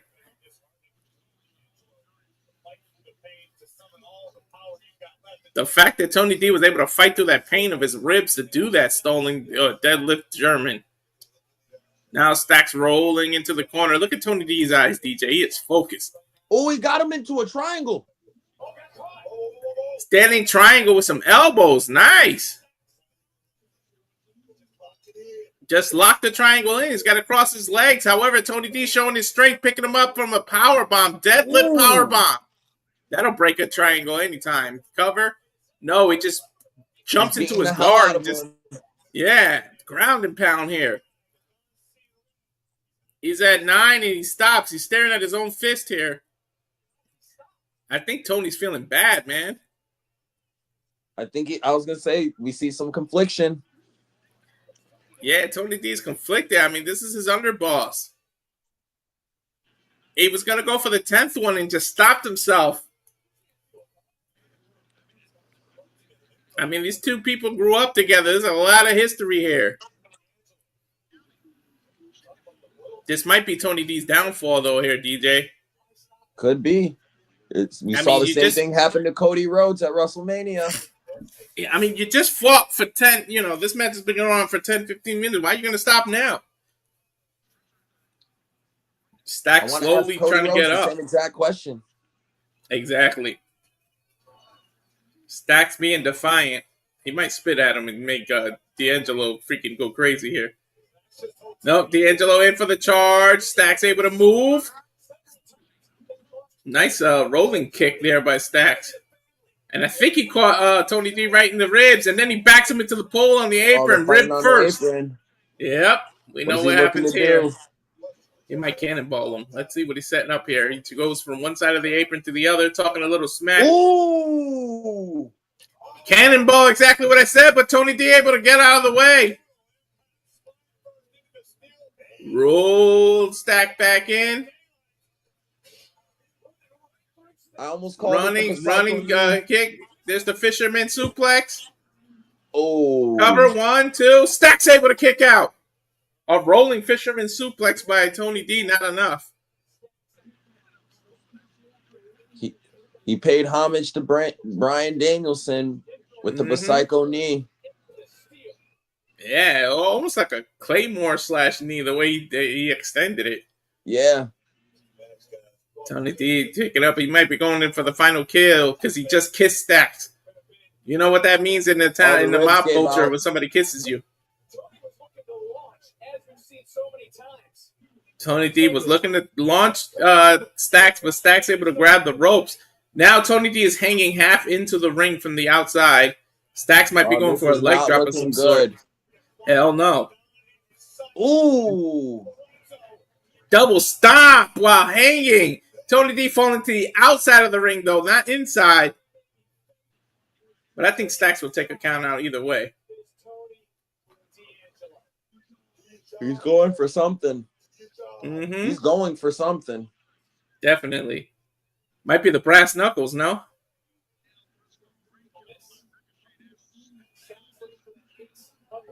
Oh, the crowbar. He might be looking for the crowbar or the brass knuckles that he usually has in the corner. He's looking for it, but it's not there. And Tony D caught him. Tony D probably moved it. He knew what he was going to do. He headbutted him right into the turnbuckle. Now charges in for the clothesline. Spear! Big spear by Tony D. I think Tony D knew what his underboss was going to go for and moved the object, DeeJay. Maybe. Now he's just forearm shots to the shoulder blades here by Tony D. Might be looking for a knockout. Picking him up by the gold chain, dude. I was just about to say that, yo, that would have gotten you some real fights in the streets. Uh-huh. I thought he was going to break it. Don't grab my chain like that. He's dragging him to the corner, man. I think he's going to rub his face against the ropes. Stack saying, I'm sorry, distracting Tony D here. Tony said it's okay. Now he puts him on the corner and stomps the back of his head against the rope. Tony, not to be fooled. Did he just hit him with a standing ovation? Yeah. Okay, I just wanted to make sure I didn't call it wrong. Yeah, but look who's in the corner. Look who's in the corner. Ooh.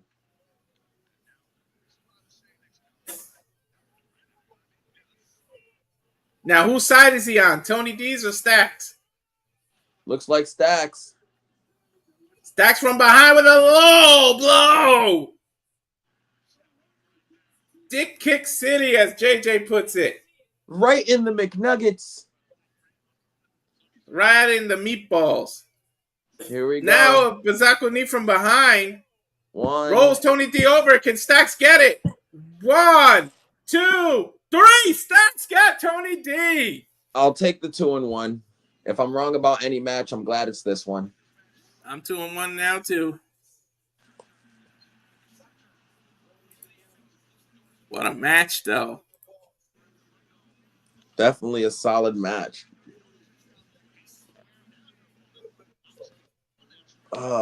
Stacks Lorenzo able to get a win as we take a look at the replay here in the highlights, DeeJay. This was a really decent grudge match. 3.25 stars. Yeah. Like, so far, this pay-per-view right now is a solid 4-star pay-per-view. Hell yeah. Every match, like, this is the... For me to say this was the least match out of all the matches we've seen so far, that's a really good sign. Yep. Stacks pulls away with the victory. Wait a minute. Let's see what happens. D'Angelo might be losing full control of his family here, man. Look at ropes. He goes for a hug, but Tony D stops him. Interesting. I definitely got to tune into NXT now this Tuesday. I'll find a way to watch it.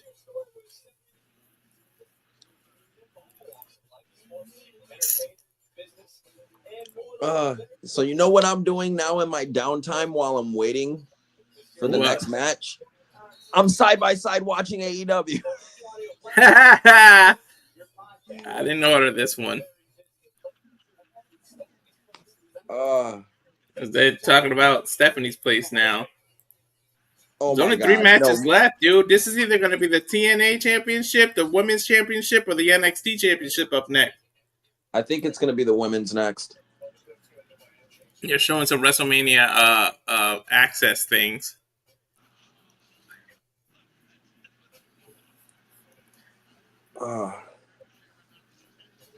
So far, without giving you any spoilers, AEW ain't disappointing me. Oh, wow. What I will say, positive thing I'll say about Double or Nothing right now, though, it looks good in terms of the arena they're in. It looks packed. I love the stage setup. Oh, okay. So you know what I mean? It's just AEW gets in its own way sometimes. Yep. Like before you get into the ring with AEW, you would think it's an extremely professional wrestling promotion. Yep. As we take a look at here, as Stephanie's place is saying stream now on ESPN Plus. Don't get ESPN Plus. It sucks. I hate the way we have to order UFC. Oh, that's cool. I didn't even know it was on ESPN. I thought it'd be that's cool. Kind of to an Stephanie's extent. latest one is with her own husband, talking about this that he didn't teach her how the trick to the water spitting. Hey, at least it's not how Will Smith and Jada Pinkett did their interview. Yep. I was sucking somebody else's dick. How did that make you feel? Yeah. I don't even want to be reminded of that shit. The only reason I said it like that was because of the Chris Rock special. That shit was funny how he worded it. Yeah, I know, Charles. They're in talks, but hopefully, as we get a look at WWE shop, I got to get a Soul Ruca shirt now. I need to get a Hank the Tank shirt. Yep, I already have Stephanie Vaquer shirt. I already know you got Lola's shirt. Nope. Lola's sold out. Every time I try to buy it, it's sold out or it's too small. They only have size small. You are a fake Lola Vice lover. That's what you are. I try. It's not my fault. She's so popular, she sells out. Here's the wild moments, the shenanigans. There's too many goddamn commercials. Come on now.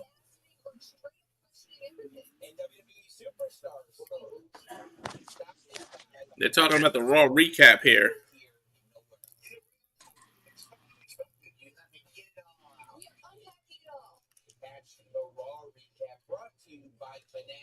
Oh, they got the Fanatics Raw recap every Tuesday on WWE's YouTube channel.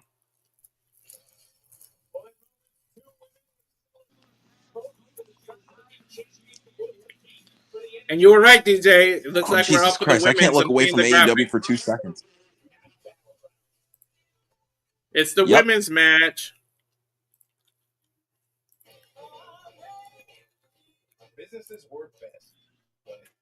And then another commercial. Fuck this streaming stuff. It's going to be the women's, then TNA, then probably Oba and Myles last because they're going to end on a big moment, I think. I don't know. Would it be a big moment if Myles upsets Oba? Would it be a bigger moment for the first time in history? Somebody from one company defeats somebody else's I'm getting title? a package right now.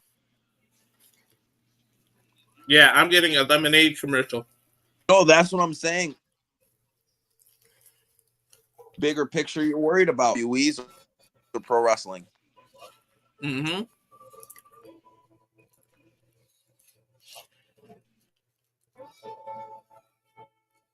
I think this is a car commercial. It's just they're showing something about slushy lemonade. Yeah, Real Rivian Adventure. Rivian. I don't know. That was an electric truck commercial. He retweets AEW fears he'll. So this is hilarious. Yo, what is that stuff that's going on with Uzi? I saw it on that he was getting blocked and stuff. I'm like, what the fuck is going on? Because the most important thing isn't what you're planning for. It's who. I feel like I should have wore a suit since I'm Noah today. This is what joint pain looks like when you keep moving with the lead. Apparently, he fears he'll up unnecessarily. Yeah. Uzi's been like in a beef with everybody. I don't know what the hell's going on. I saw he was blocked and stuff. Everybody hates his existence.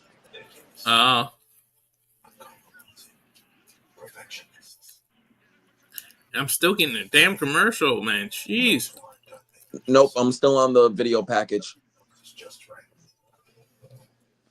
For everyone who needs it.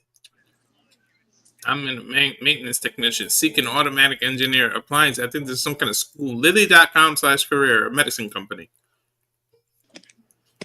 And now a progressive car commercial. Insurance.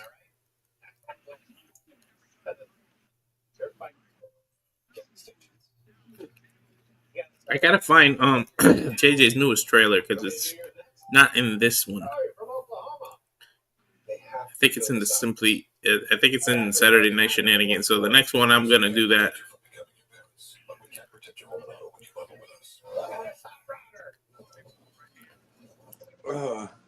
Why do I put myself through this sometimes, Walter? What? Why do I suffer with AEW? Why do I like? I don't know. You're what do they call it? A masochist? Yeah. Am I a masochist? Is that what it is? It seems like it. Yeah. I feel like I'm a fucking masochist.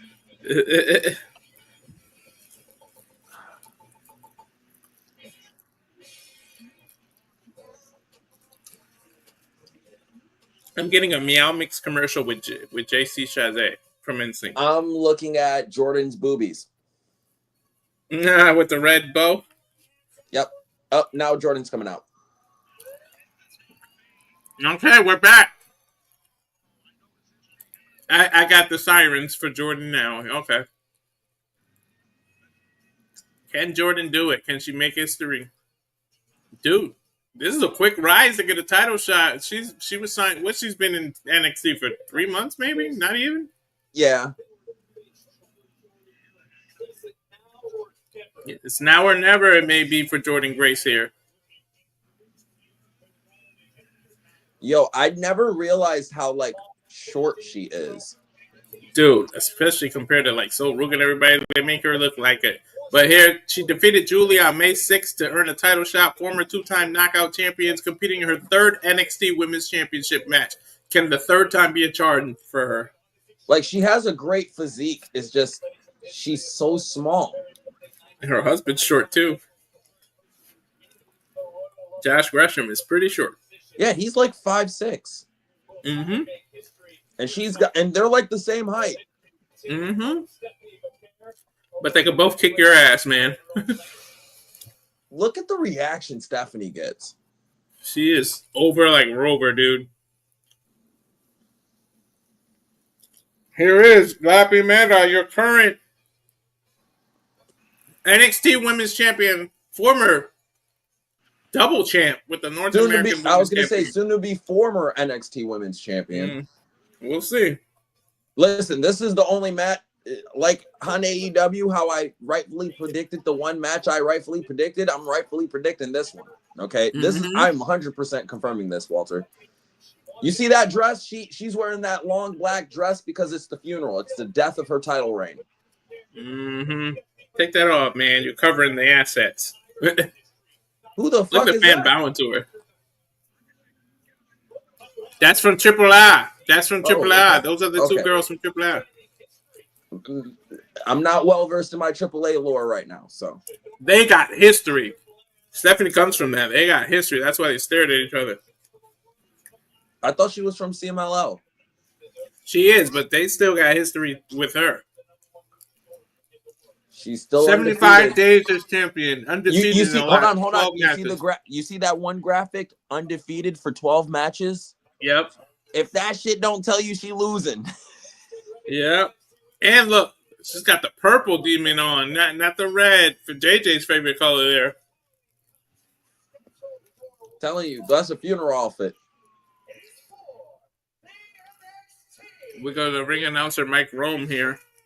Mike Rome is a great ring announcer, but he needs to change his fucking hair.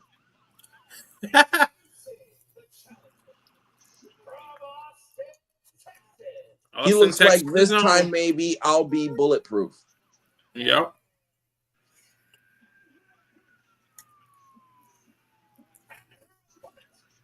Yeah, look at the pop. The first Chile signed WWE superstar to be champ. Myles Borne, you lucky bastard.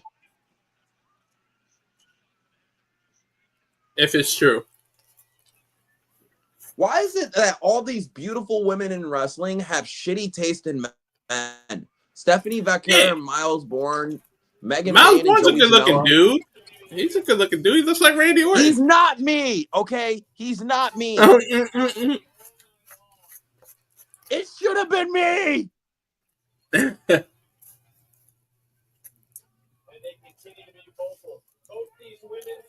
All right, let's get it started. Here we go. Guys. NXT Women's Championship. Bell rings. Here we go. Handshake. Jordynne offering a handshake. Yep, Stephanie obliges.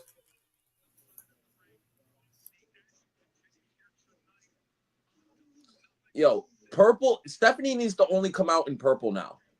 She looking good. I don't know. JJ loves him purple, but he's working. He can't see it.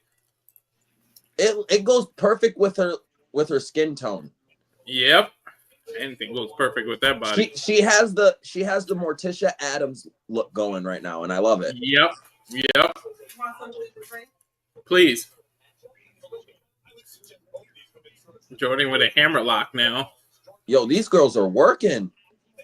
Stephanie rolled through, reverses into an arm. Nope. Hand to hand. They're holding hands. Test of strength. Oh, okay. Rolls out, lifts her up with the feet.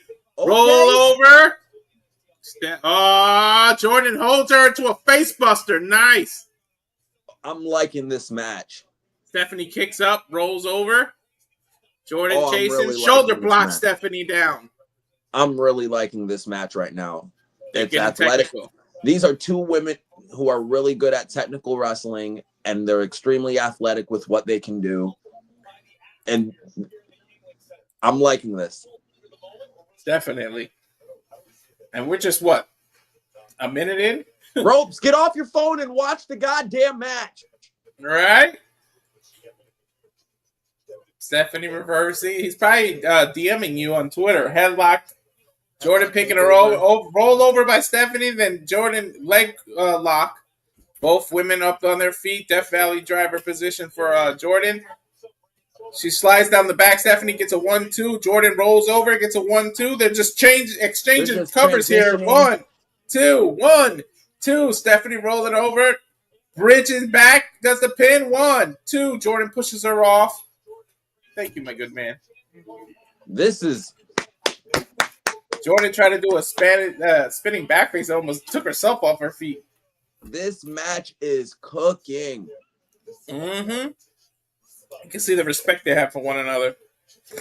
You hear the NXT chants? It's a hell of a view, man. I need to apply for be a cameraman. Why does this match have to happen during the Hurt Syndicate match? I don't know, but collar, elbow, collar and elbow tie up. Jordynne able to push Stephanie into the corner. Let's see if they do a clean break. No, Jordynne goes for a chop. Stephanie rolls out of the way. Chopped of her own. Bouncing off the rope now. Head scissor takeover. Into a roll-up. 1, 2. Jordynne able to kick out. Stephanie turning her into a snap suplex. Nice. Beautiful snap suplex by Stephanie Vaquer, the NXT. All right, we're back on time.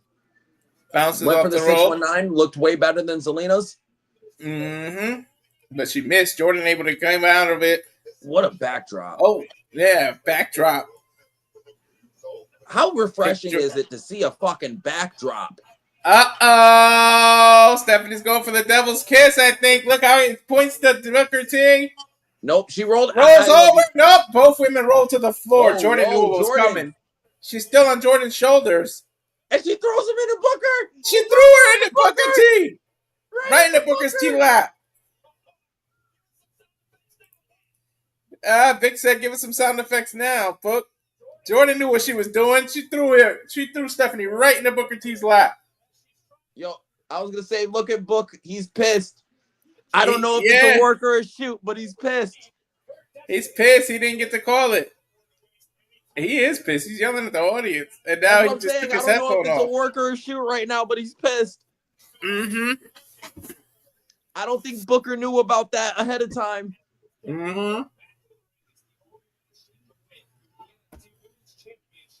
Jordynne can only win by pinfall or submission in the ring. Smartly rolling Stephanie back in, goes for a cover, gets a 2 count.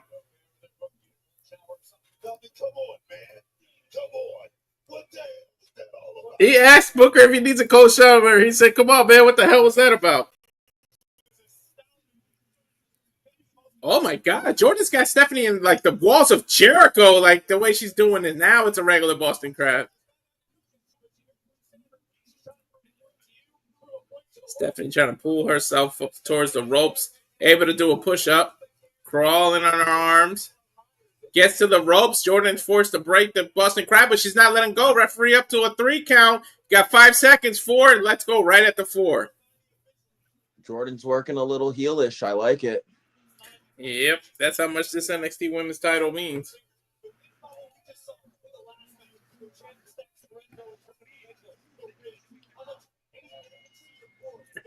Crowd chanting La Primera. La Primera. Jordynne dragging her head into the turnbuckle twice. She's like in a Death Valley driver position. If she transitions into a sleeper, she's on Jordynne's back. Jordynne able to carry her weight back to the corner. Slams her into the turnbuckle, but doesn't release the sleeper. The second time, she released one arm and she drops back. That's like a mini electric chair. Yeah.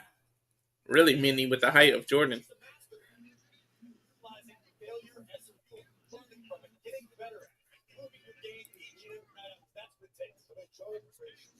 Jordynne Grace picking Stephanie up in the corner. Nice elbow shot. Throws her to the opposite side. Nope. Brings her back. Throws her into the corner. Stephanie bounces off the turnbuckle. Does the world's smallest slam. Yep.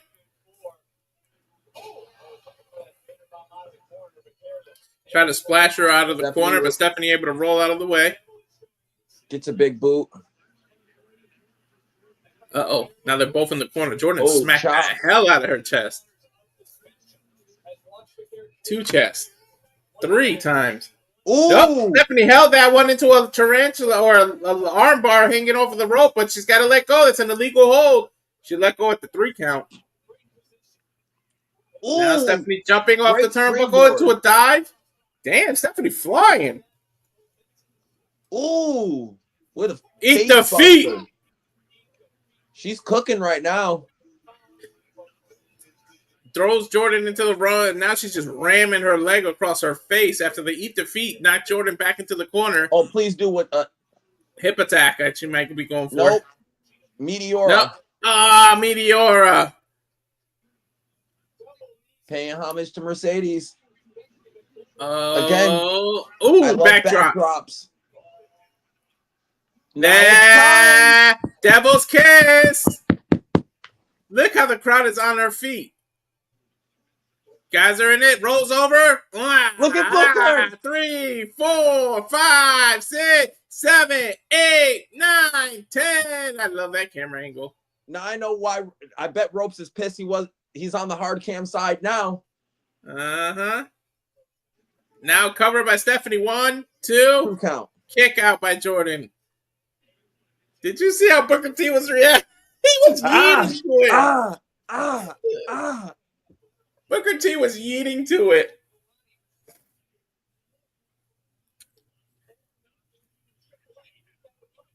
Uh-oh. Fighting for position right now. Damn, Rope's got some money to have that kind of ticket, dude. I know that ticket was expensive as shit. Looks like Jordynne's going for that Boston Crab again, but Stephanie able to upkick. Upkick her way out of it. Now both women on the feet. Ooh, Jordynne got to kick back. Her stomach pulls herself out of Shawn Michaels. Over the rope. Slaps the shit out of Stephanie. Jumping over the rope. Stephanie botches a close. Not botches it, but it doesn't work. Jordynne just took it like a champ. Ooh. Spot buster by Jordynne Grace. Rolls it.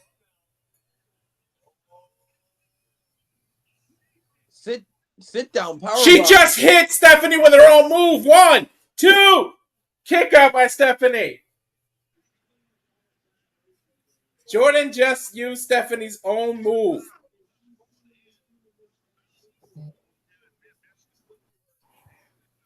Wow. This is awesome chants by the crowd.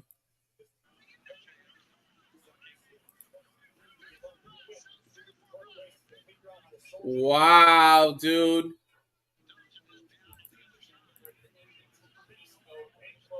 She tried to hit her with her own move.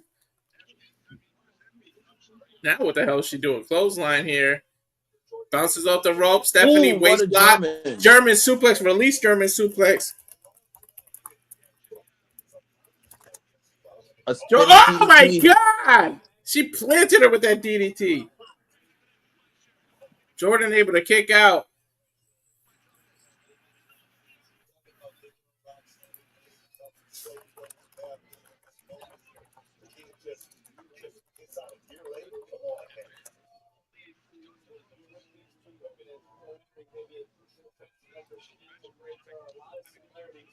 Jordynne tried the SVB or whatever Stephanie calls it. I think that's the name of her move.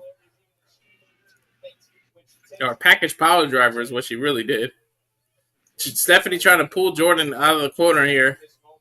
Jordynne showing her strength. Backdrop Stephanie over the rope. Stephanie slaps the shit out of Jordynne.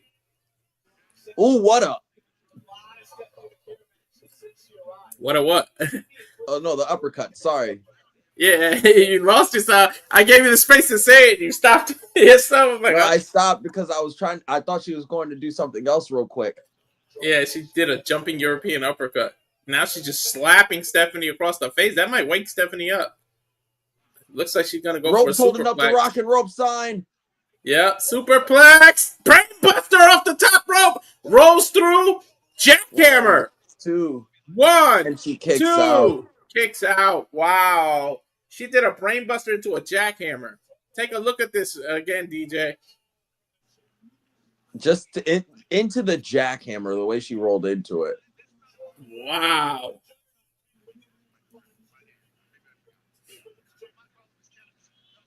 The fans are chanting, "This is awesome" again.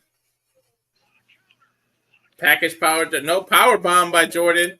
Stephanie rolls out of it. Does a roll up. 1, by Stephanie. 2. Yep.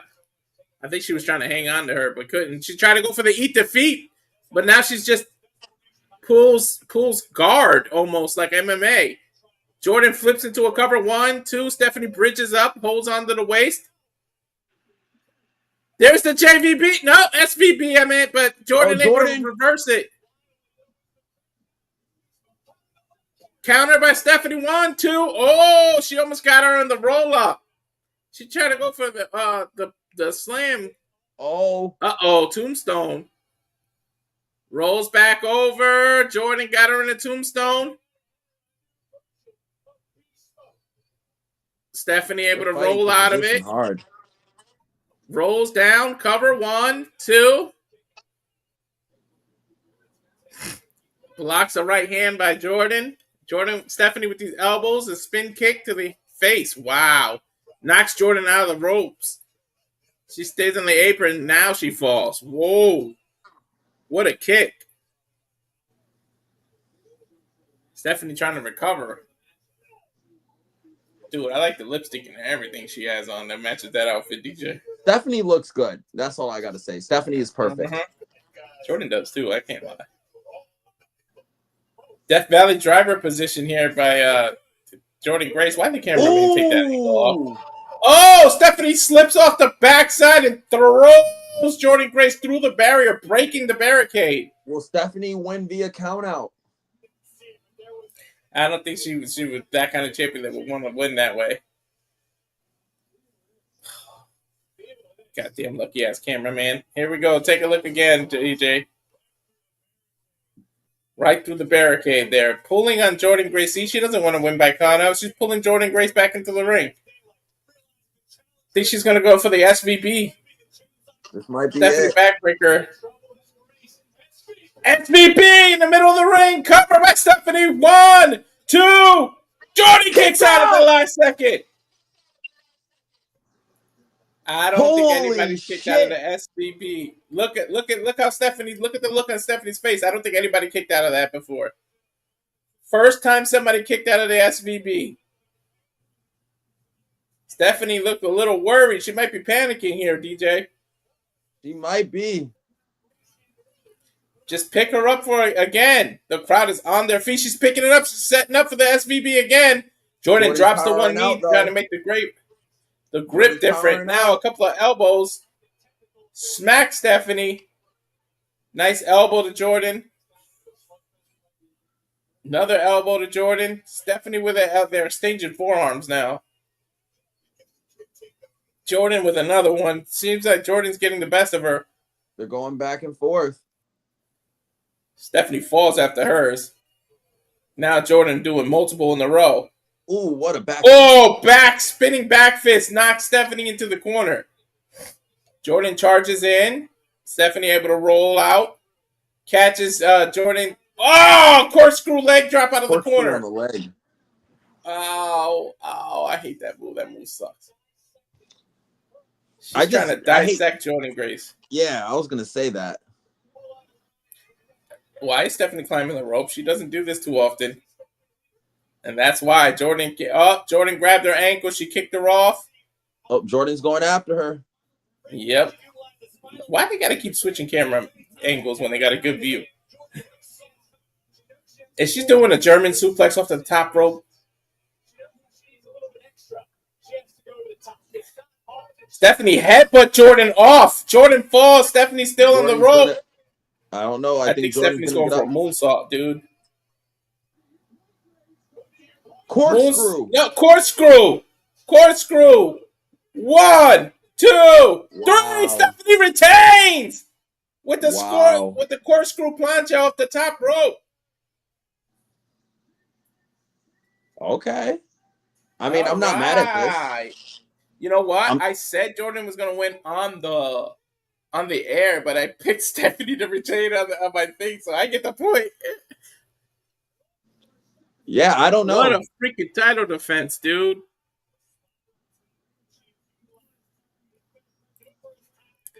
That was shocking. Take a look at the highlights here, DJ. Like I said, I don't know, because now what do you do with Jordynne Grace? I don't know, but a corkscrew plancha? Wow.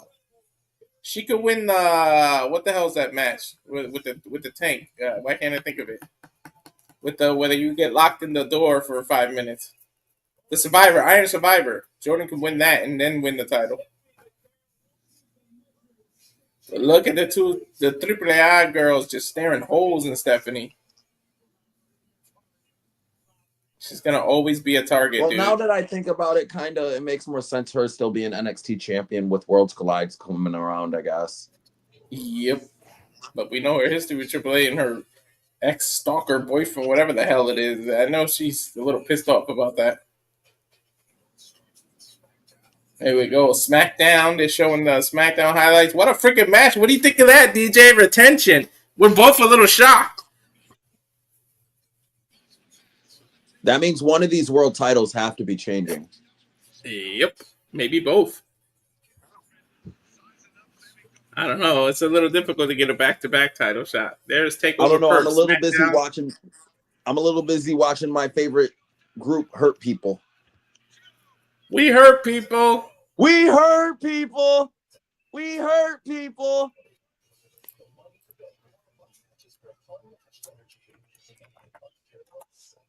We hurt people. Raw tomorrow from Tampa, Florida.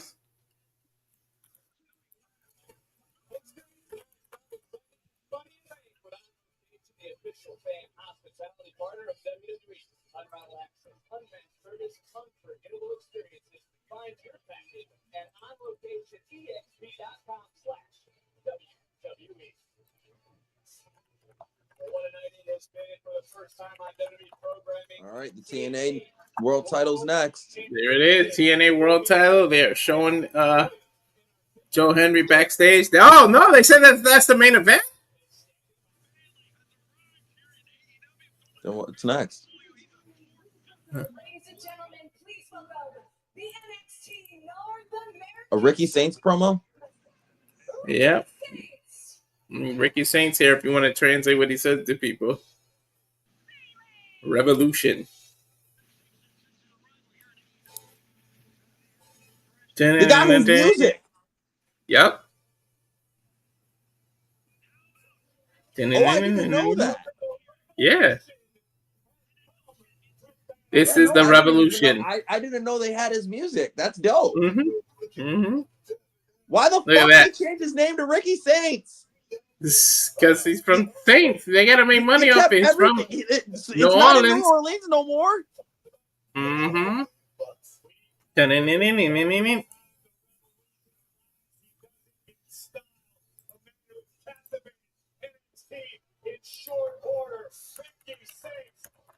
Well, at least DJ can get a drink because at least I know this is just promoting for NXT on Tuesday. Mm-hmm.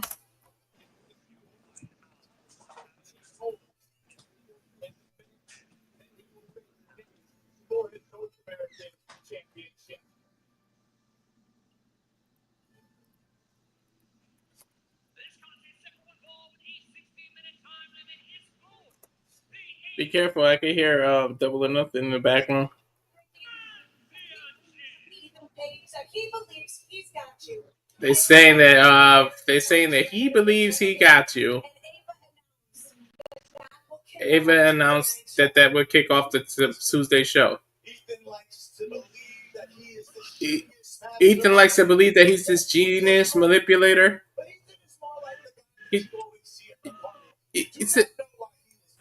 He said Ethan's the guy you see at every party. You don't know why he's there.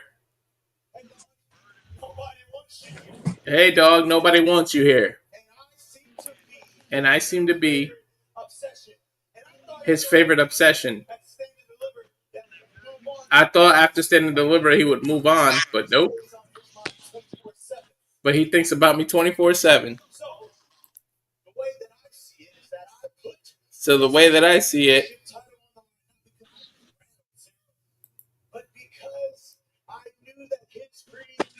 because I knew that his greed would slip away. Point blank. I grew tired of you, Ethan Page. I got to start the show next Tuesday and defend this title. To kick your ass, then let's dance.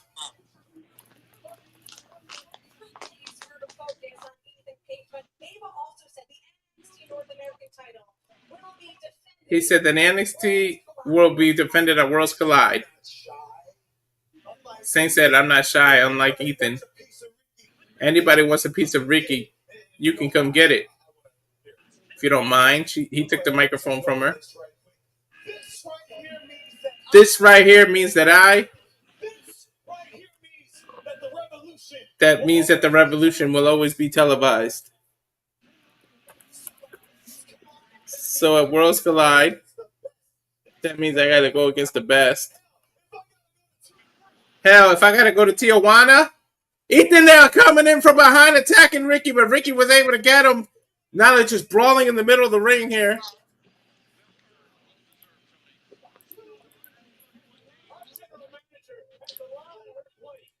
Man, I can't wait for Tuesday. The general manager's going to have a lot on her plate.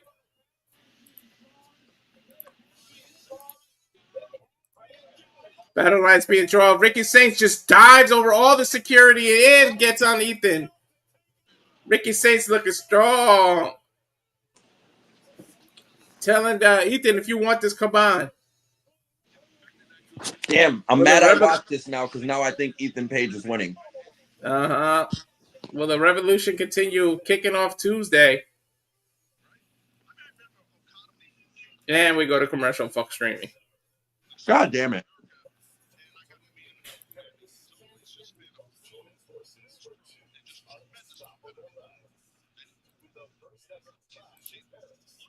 Doing the Clash in Paris. Monday Night Raw. Now, is that a pay-per-view or is that like a special event? I think it'll be a PLA, but be careful. I can hear your AEW feed. Oh, sorry. Combo tickets on sale now.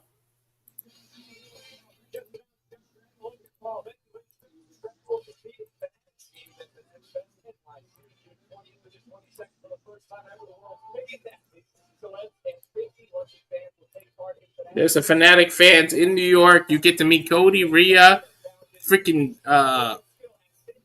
Liv. Is that Kevin Hart? No, that's Kevin Hart and ISO Speed. Yeah, ISO Speed. So you're saying DJ has to drive 5 hours for no reason, apparently, now. Get to meet Tom Brady's in there. I don't give a fuck about Tom Brady. I want to meet Mommy. All right. Let her know if you ever need a sub up for the road, you know, when Buddy's not doing it for you. Yeah. Don't be like that disgusting fan that tried to shove his tongue down Saraya's throat. No, I would never do anything like that. I go rarely for the rear end. Okay. Dude, I think the NXT title is next. They just showed a graphic of the NXT title. No, they're doing a promo for the NXT title. Yeah. So Oba's next. Oh, god damn it. Trick is definitely winning the goddamn belt then. They're having that main event. I don't think they're doing that to appease the Joe. They're giving Joe Hendry a main event, letting him defend his title on WWE television. Mm-hmm. I'm sorry. I think WWE, I know WWE too well for me to know that they're better. They're not better than this. They're not going to let him have a successful title defense. We'll see. But I already picked Trick to win, but we'll have to see. I just believe, okay? I believe. Get ready for the workday. I believe we have to stay tuned.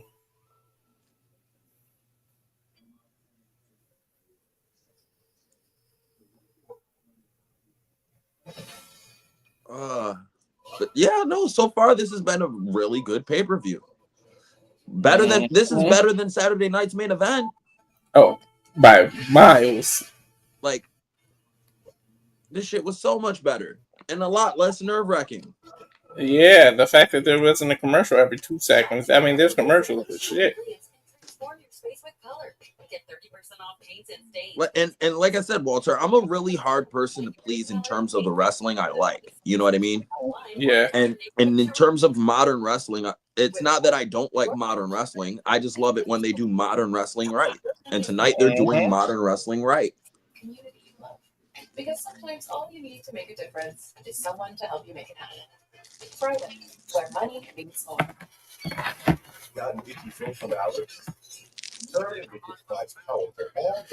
Wow.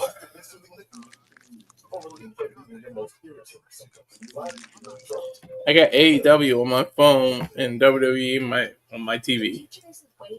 Same. It's being built by challengers like you. That's exactly how I'm doing it right now.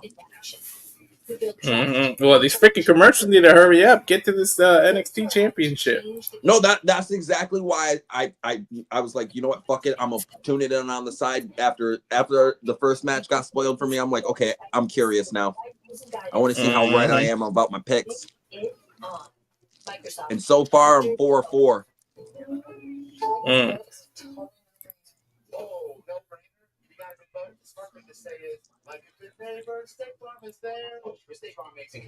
I'm about sick of these State Farm I'm commercials. 4-4 in AEW right now, and 2-2 for fucking NXT.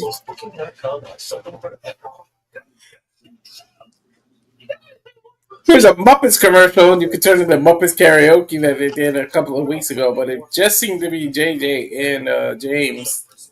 So must have been a big money night for them. One biggest hotel floor to be everything we have for cancellation. Find exactly what you're looking for. Booking.com. Booking.com, yeah. Here we go. Myles Borne making his way to the ring. Thank you. I don't know. This is making me think Oba might retain. You think they're going to do 2 big title changes back to back? I'm not sure, man. There's the no quarter crew. Why didn't Charlie Dempsey give Myles Borne a pound? Dempsey might turn on Borne, man. Myles Borne, first NXT Championship match. He won the #1 Contenders Battle Royal on May 6th to earn this title shot. And then Dempsey wanted him to give up that title shot. So there's some tension here in the no quarter check crew.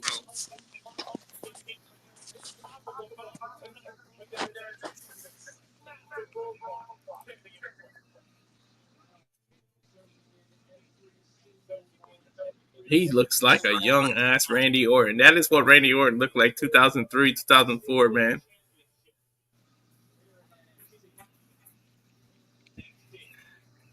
He just hit kind of like a Randy Orton pose, too. Look at that. Yeah, I've seen. Thank you. Here's the ruler of NXT, the current NXT champion. I don't know if they're going to do back-to-back titles. I'm looking for ropes the entire time. Charles Dempsey might cost his own boy. I don't know. I got a weird feeling. But here we go. The ruler of NXT, Nigeria's own Femi, the Nigerian. Damn, his whole aura, man, from the song, the walk, the ring swagger. Ooh.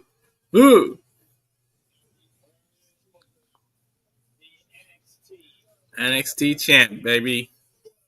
The ruler.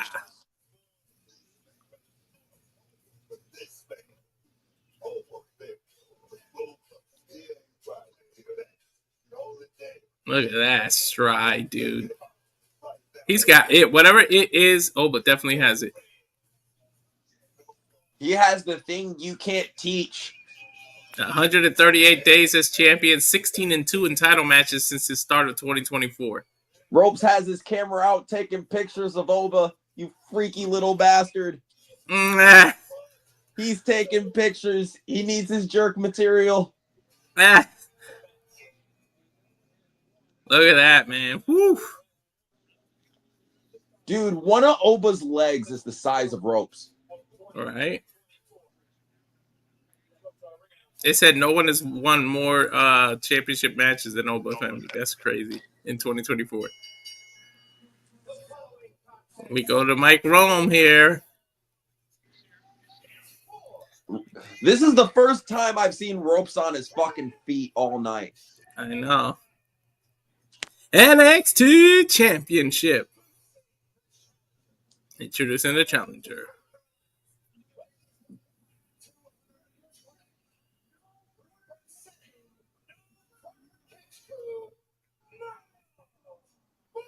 I think the no quarter catch crew have something to do with this match, man.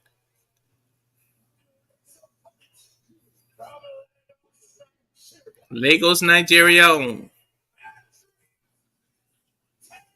310 pounds. The NXT champ. Femi. Ropes is. I'm sorry. I can't take my eyes off of Ropes. I see Ropes. I cannot take my eyes off of him. It's hard not to see you, Ropes. He's got a bright ass shirt. Literally the only time he stood on his feet the entire. I'm writing that in my notes for tonight. Dude, this is Myles' first title shot. All right, they start off with a collar and elbow tie up. Oba able to back Myles into the corner.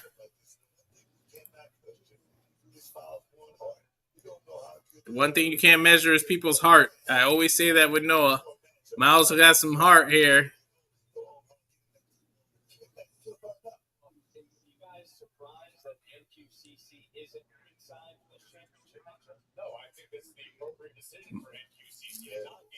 Myles slipping out of the grip of Oba Femi there. Now both people back in the middle of the ring. Another collar and elbow tie up. Oba showing his strength, pushes Myles into the corner. Myles kicks his elbow, puts him in the headlock, and now Oba pushes into the ring, misses a big boot. Myles flips over his back, puts him in the front face lock, and Myles got pushed, but landed on his feet. He pushed. Okay. Oba pushed Myles like 4 feet in the air, and then Myles landed on his feet.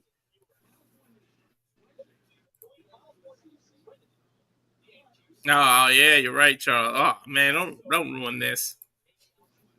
The Dark State might be revealed that Trick is part of them and their leader, and that's what cost Joe Hendry the title. Remember, I've been calling that for months, that Trick was the leader. Oh, wow. Myles flipping over. Beautiful drop kick, just like Randy Orton. I think he caught Oba by surprise there. Myles Borne, the lucky son of a bitch. Oba pissed. He just pissed Oba off. Right now. Yeah, Oba's pissed. Backs him into the corner, taking these nasty rib shots. Throws Myles Borne into the corner, but he baseball slides to turn around. This man. The shoulder tackle? I don't show Braun Strowman how to do an actual shoulder tackle. Right? Now he's digging his shoulder into the corner. Myles trying to clobber his spine, but it has no effect. Myles fighting his way back out of the corner. Insecurity in the middle of the ring. Rock the champion. Myles Borne off the corner. Oba catches him. Throws him into the back corner. Oba taking his time. I think he might have underestimated Myles a little bit. Just a little bit. But you see elements of that in almost every Oba's match. Yeah. He tends to always underestimate all of his opponents. But it's also due to his greatness. Mm-hmm. Ooh. Hung Myles Borne out to dry over the top rope. Again, great strength by Oba, showing off that 310-pound frame. Mm-hmm. 6'4", 310. Looks like he's going for a suplex here, a delayed suplex. Down Myles goes into the middle of the ring. Cover 1, 2. Myles kicked out at 1.5. Myles being defiant here. Now working on the ground and pound.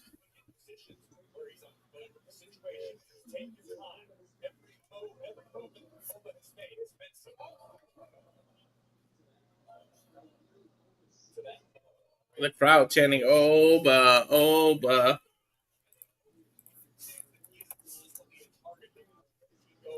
Oba's going to constantly be a target no matter what.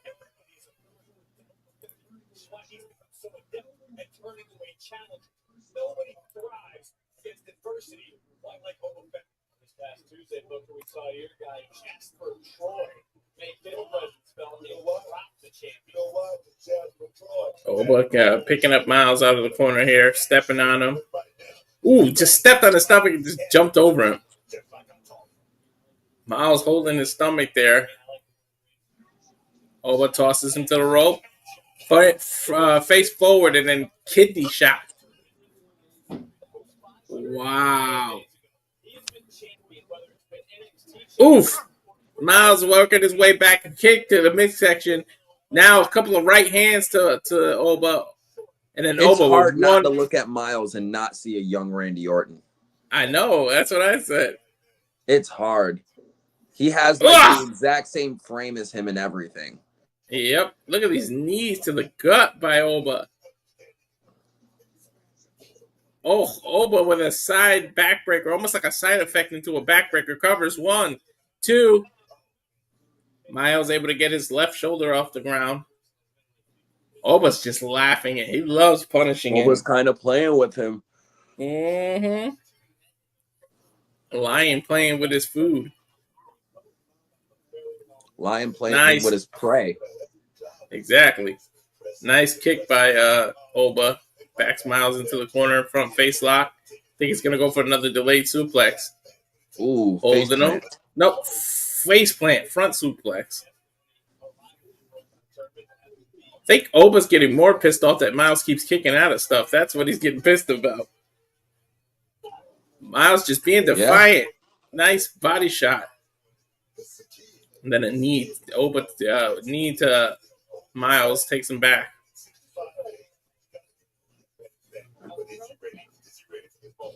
just throws Myles to the ground. Picks him up by the throat, plants him back down. I think he's going to do this quite a few times. Twice now. Just picking up Myles and dropping him back down. What a drop kick. I don't even think Myles has a finisher. I think it is a drop kick. Look at that beautiful drop kick. That's even harder than to compare because he does drop kicks just as beautiful as Randy Orton does. Yo, that camera shot right here. I really like the fisheye camera. They've been trying this out since Friday. That's the fisheye camera. Yeah. Sidewalk. There's that side into a backdrop, and now he's just stretching Myles across his knee. And like I said, I love how they are going with the one continuous shot. Mm-hmm. They're not going from cut to cut. I know that's kind of taken a little bit away from the match, but I like it. It helps. No, it adds to the match, in my opinion. And it like just staying on the action. You don't lose the action. It keeps your interest. The cuts just take away from it a little bit. Nice clothesline takedown. The camera cut should be to get a better angle. Yeah, exactly. To get a better angle. You're right. Oba's taking off the elbow pad. Oh, Myles jumped on his back into a sleeper here, and they are in the middle of the ring. Oba's got a long way from the ropes now. Can he submit Oba? Which I think he would be the first to submit him. Oba backing up into the upper right left corner. Myles defiant jumps back on his body. Trying to sleeper, do the sleeper. He's all the way riding Oba's back. All right. Oba broke the hold. Yeah, he backed into the other opposite corner and finally broke the hold.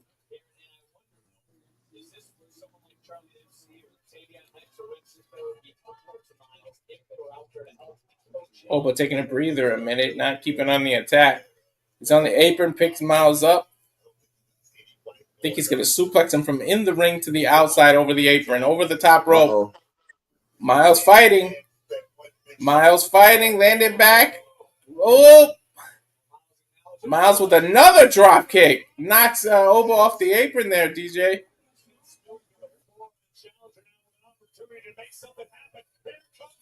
Bouncing off the rope, Myles. And then, gets caught with a vicious... It has me worried a bit that Myles' only offense against Oba is a drop kick. Yep. Oh, look at that. Knees to the gut. 1, 2. Kick out. What a forearm. I'm telling you, Oba's getting more and more frustrated. Oba. Oba's getting frustrated that Myles keeps kicking out. That was now almost like a regal stretch.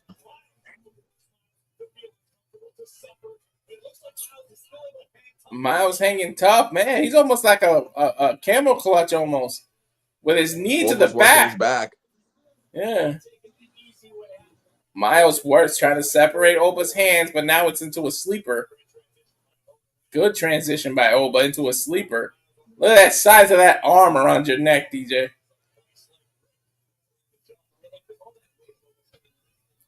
Oba's leaning on Myles' back, all 310 pounds. Good elbows by Myles trying to kick out of this. I wouldn't want to imagine that. I know Ropes is. Oba flipped out of it, moves out of the way. Oba tried to tackle, Myles flipped out of it. What a reversal. Yeah, reversal by Myles. This is his opportunity to take advantage of Oba. He hit hard into the post with his shoulder. Myles needs to take advantage of it. He can do something. We got to see if he does something other than a drop kick. There's a right hand. Realized the advertisement in the ring was for Doom. Yeah, it's been like that. I was thinking about getting that game, but I'm broke right now. Nice drop kick. Myles diving.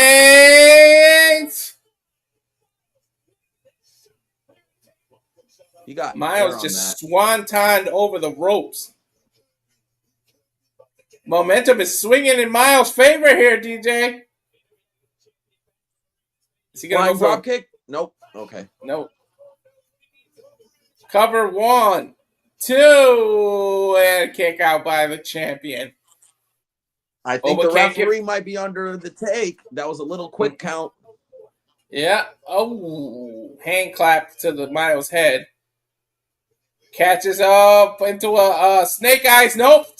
Myles able to slide down with a beautiful power slam. 1, 2. Kick out by the champ. Myles can't get frustrated now, DJ. He's got to stay on the attack here. Got to stay focused. They just made Feeling the the Randy Orton comparison. power slam. Mm-hmm. And does it. They're chanting RKO. Yep. They're chanting RKO. Ooh, nice forearm shots. Standing moonsault, but Oba able to roll out of the way.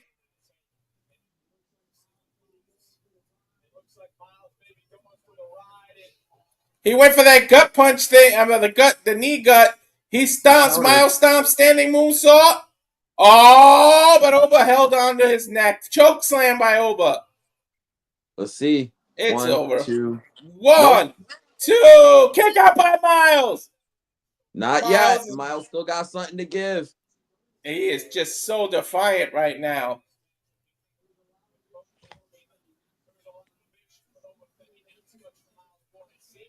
And the fans are chanting RKO. Oba setting up, I think, another choke slam. Myles grabs a waist lock. Is he going to German suplex Oba here? He's got him off his feet.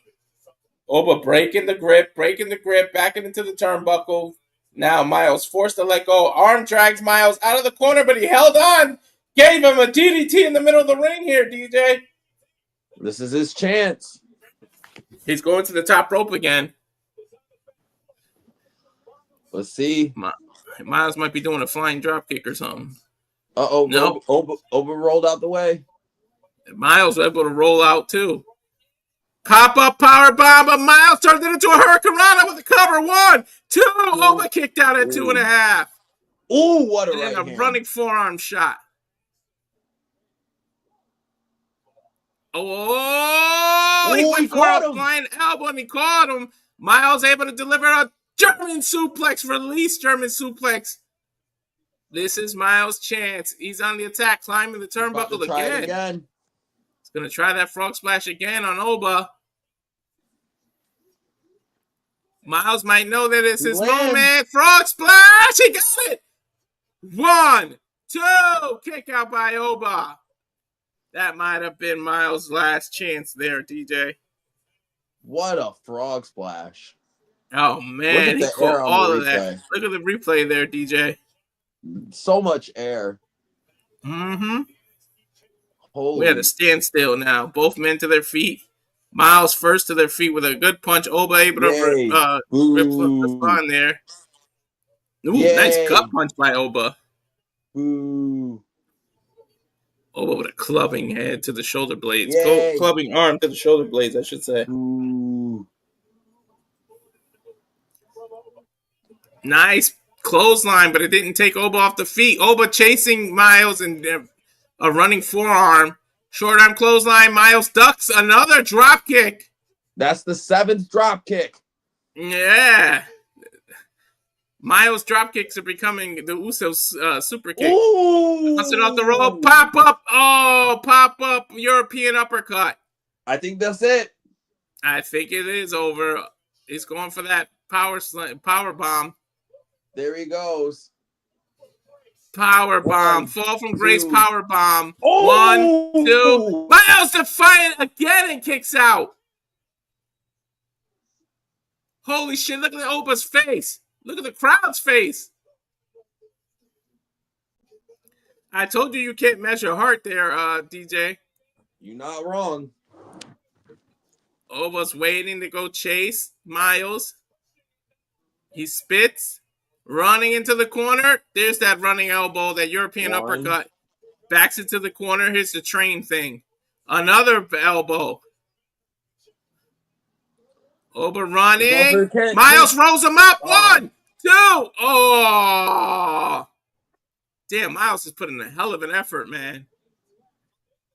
Double clothesline, but he Ooh. flipped Myles inside out. Inside out. Jesus. I think it's over now. Now he goes for that fall from grace power bomb. Belly to back suplex. Just throws Myles half across the ring. Pop up power bomb. It's got to be over. Rolls Myles over again. He's going to do it again. DeeJay fall from grace power bomb. Pop up power bomb. Cover. 1, 2, 3. Oba retains. Don't doubt the ruler.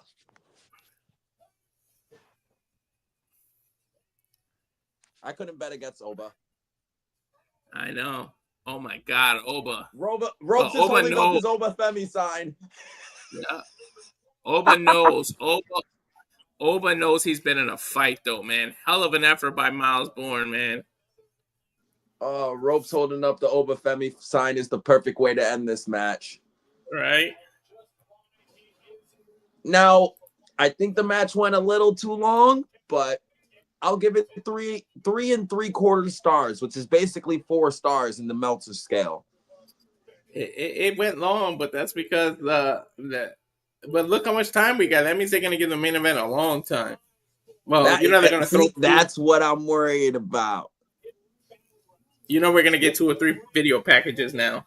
Listen, longer doesn't mean better. I don't know. Women might disagree. I know a few women who wouldn't disagree. So now I gotta ask who's taking that belt from Oba. I have no idea. I'm trying to think. I don't know, honestly. I don't know either. Well, while they're running this package, I'm sneak watching the Tony Storm match. You and me both.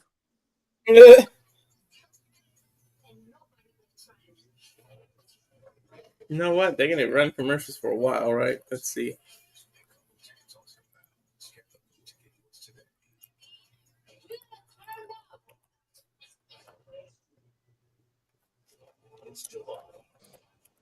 Let me see if I can do this.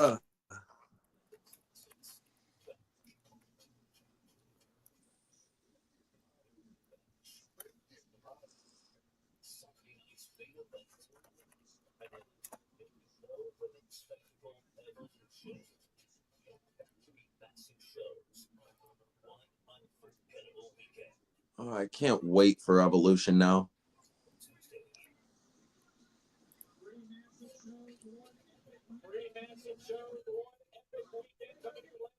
I'll try to do this and see if I can say hi to the guys. Yeah, just freaking get your head out of the gutters, folks. And look at this over here. Both women worn out, both women down. Wave hi, DeeJay. That's what it means to be the champion by the likes of Hikaru Shida, Dawnbreaker DMD, Jamie Hayter, Thunder Rosa, and of course,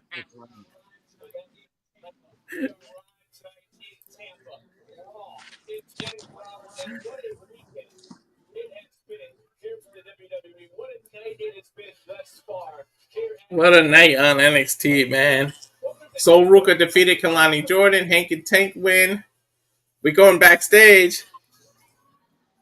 Stephanie yelling at those AAA people. Is that Fatal Influence in the background? I think so. And they're arguing in Spanish. I love it. Ava trying to break them up. Oh, shit. JC Jane just smacked the shit out of her. Yeah, she smacked Stephanie, and now Stephanie and JC Jane fighting. Ava trying to break it up. That just proves JC Jane is nothing but a fake-ass bitch. Uh-huh. Look at it. That's some chaos right there, man.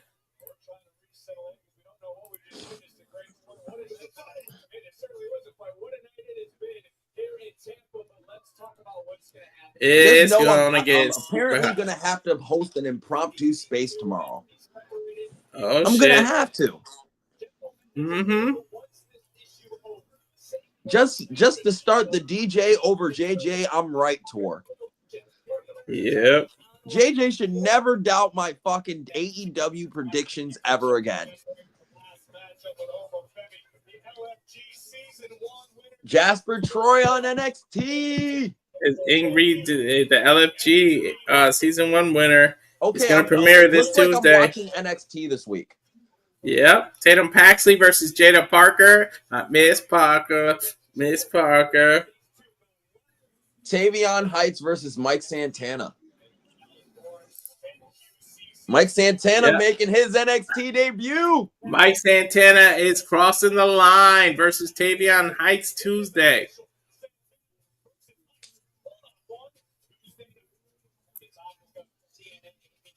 In the main event. Like, this is crazy.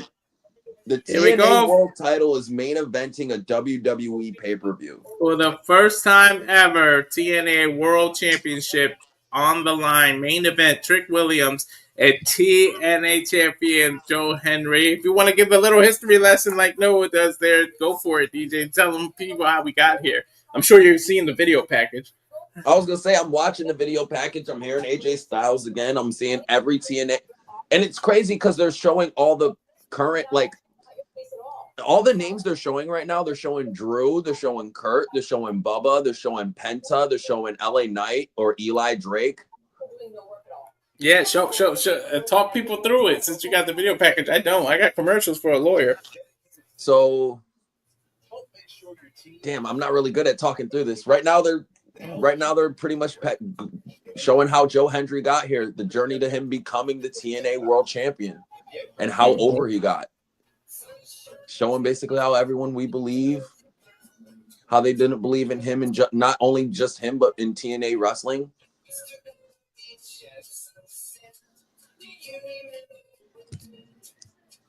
I hate that I get these commercials. Now we're at Joe Hendry debuting in NXT.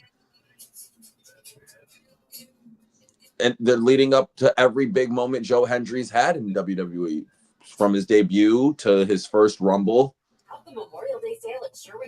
Then now they're showing the him and Randy Orton highlights in Vegas, him debuting in Vegas for WrestleMania. Up there's an RKO. Fantastic. An incredible feeling from adding Mirafiber to your gut routine. And now they're showing what caused Trick to get this way, which was, Trick's downfall from being NXT World Champion.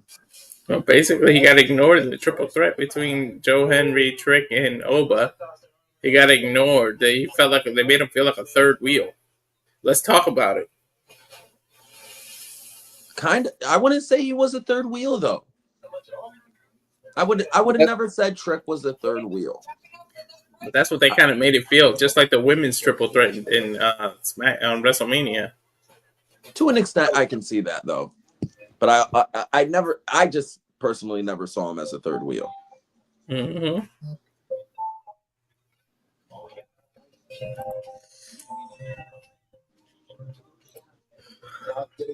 Yeah, that's what I'm saying, Charles. I would love AJ Styles there, and the fact that they're using him as a voiceover makes me think it could happen. Yeah, yeah, definitely. I wasn't expecting this, especially if the TNA title sticks to WWE. It sticks to NXT for a little bit.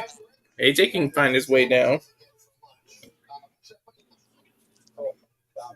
They can be tough for young homeowners turning into their parents. Now, I'm either going to go 2 amounts or Ruben. Remember, when the door closes, there's a conversation. Oh, yes, gotcha. Okay. Progressive can't protect you from becoming your parents, but we can protect your woman auto when you bundle with us. I could go 2 amounts, but you want to go Ruben, you do a mix and match. Come on.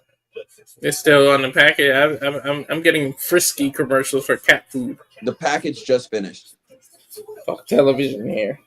Carlos Silva is apparently on the screen now. The president of TNA. Okay, that's the new guy. That's Scott Carlos Silva. There he is. Now they're showing him for me. Carlos Silva, president of TNA Wrestling.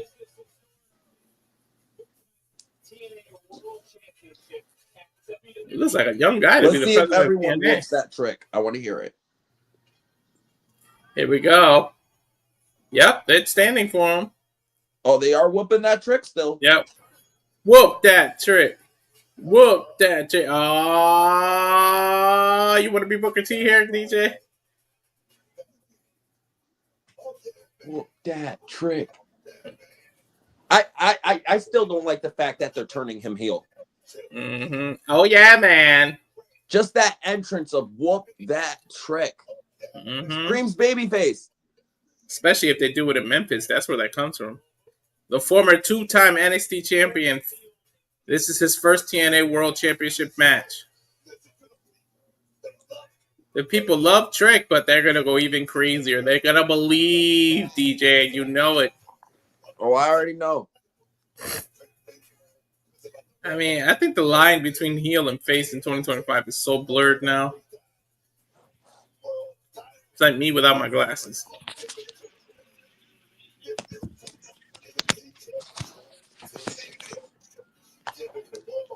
I can't believe it. Gonna earn it here. Main event. Trick come out first. Say his name. Let's go. Say his name and he appears. I didn't get it yet. I believe Say in his Joe name. Hendry. He appears. I believe in Joe Hendry. He just did the spin for me. We're in London, Paris, Tokyo, United States, Canada, and Scotland and Mexico. I believe in Joe Hendry. I believe in Joe Hendry.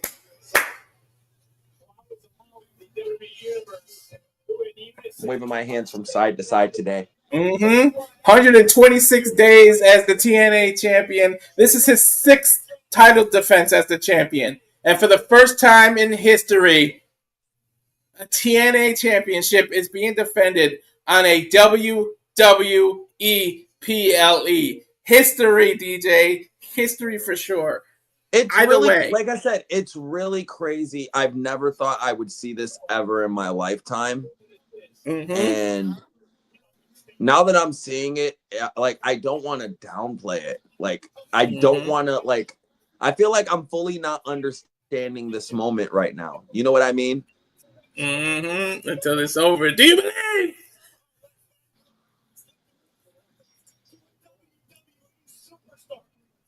Ah, shit. I should have worn my Joe Hendry shirt.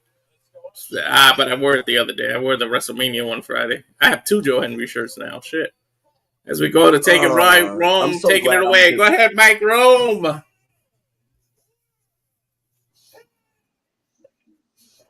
Ooh, I just saw who won the title match. Jeez. In AEW.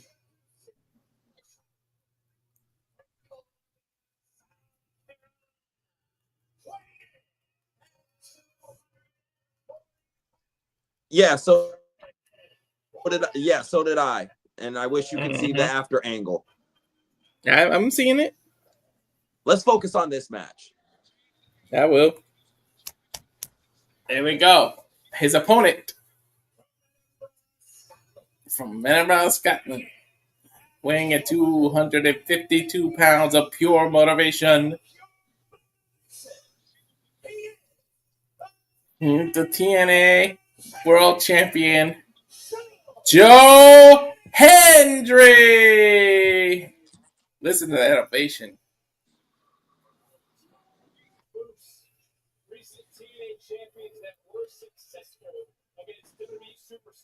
Referee holding the title over his head.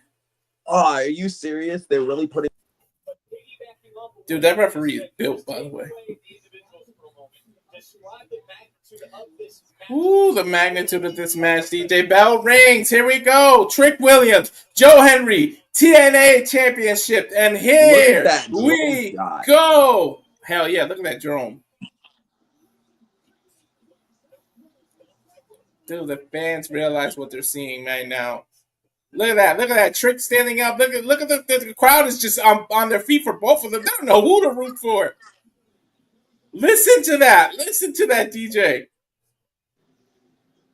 I think every single person in that building realizes the history that they're witnessing. Their TNA chants. Pissed Ropes gets to be there for this. Yeah, TNA chanting. Look at Ropes is actually moving around now.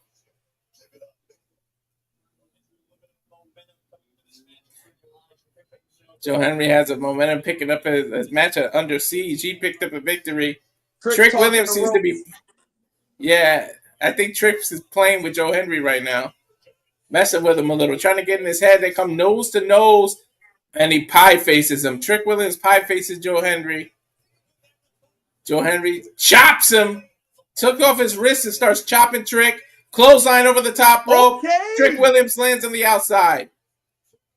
I think he's going to do that dive that he's been doing where he hits him with the back. Yep, he hit Trick with it. I'm ahead of you, He so I got to amped pause up for a second. Mm-hmm. Joe Hendry just eating it up. Yeah, for some reason during the commercial breaks, that me and you always unsyncs me and you. Yeah, it does that. It does that to me and Noah too. And I'll have to like resync it after because I don't have to get the commercial breaks. Yep. It does that. Joe Hendry with a European uppercut. Trick Williams able to reverse it into a knee. It. All right, we're good. We're at the same spot. Pie faced him. Joe Hendry chases him, follows him. Shoulder tackle. Damn, he knocked Trick loopy. Uh-oh. You think he could do it to Trick, that stolen suplex? Let's see. Look at the strike! 252 pounds of pure motivation. Down finally there, DeeJay. Cover. 1, 2. Yo, Joe Hendry is bringing a different intensity for this match, and I like it. This isn't the normal Joe Hendry I'm used to seeing. Look at his face. He has his game face on. Hell yeah, he does. I was going to say, he has his game face on compared to most matches. Mm-hmm. Look at that Trick just trying to kick coming out like he has something to prove. I like this Joe Hendry. He does have something to prove. Think about the pressure that's on him. You really want to be the first one to give up a title from a different company?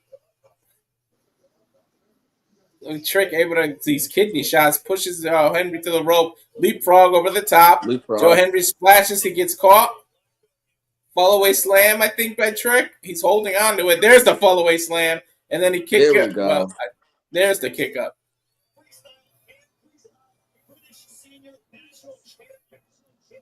Trick Williams is right in front of ropes right now to give it in the heart. Oh, Trick! He did the turn! He did the turn and winked. And now he's doing the Let's Rock bookend. 1, 2, and fuck calling it a urinati. That's the bookend. He's trying to shout out Booker T. We know it. When Trick does it, I call it the bookend. I know it's a urinagi. Dude, like over to our right or Ropes left, there's somebody wearing almost like the exact same shirt as Ropes. The same bright ash orange shirt, I know. Yeah, you see it, right? I texted Rope. I was like, "Which one are you? Are you the skinny one or the big one?" He said the big one. Yeah, 1, 2, fall away slam off the top rope, but the Trick still able to get his right shoulder up off the canvas. Joe Hendry not showing frustration. He knows he's in for a fight. Ropes, get the fuck off Twitter. He's on his phone. You son of a bitch. Enjoy this beautiful match. There's that camera that you like. Sunset flip by Joe Hendry. Kick out by Trick. He rolls him up. 1, 2. Trick able to kick out. Now rolls him over. Killing combination. 1, 2. Oh, big boot by Trick Williams. That was great. Great defense by Trick. He's been watching Test with the big boots. And again, it's the thing I like about that camera angle. It's the shot. It's basically as close as you can get to the action in the ring without actually being in the ring. And it almost looks like cell phone footage sometimes. Yeah, and it's like I said, it's one continuous shot. It's not like they're doing camera cuts constantly. Mm-hmm. Fans chanting, "We believe, we believe." European uppercut exchanges. No, well, Trick is doing right hands, and Joe Hendry's doing European uppercuts with the yay boo spot that we always see. Boo! Yay! Boo! Yay! Yay! Joe Hendry 3 European uppercuts in a row, but then Trick able to elbow Joe Hendry. Axe kick! Booker T Yo, he style. is stealing all of Booker's repertoire right now, and I love it. And he stared a hole in Booker T. You seen that after he did that? Yep. 5 knuckle. Oh, wait. Is he going to do a spin-a-rooney? It's Booker T telling him, give it to him. You see that? He's about to give him the spin-a-rooney. Spin-a-rooney! But Joe Hendry with the bookend of his own. Uranagi. Joe Hendry 1, 2.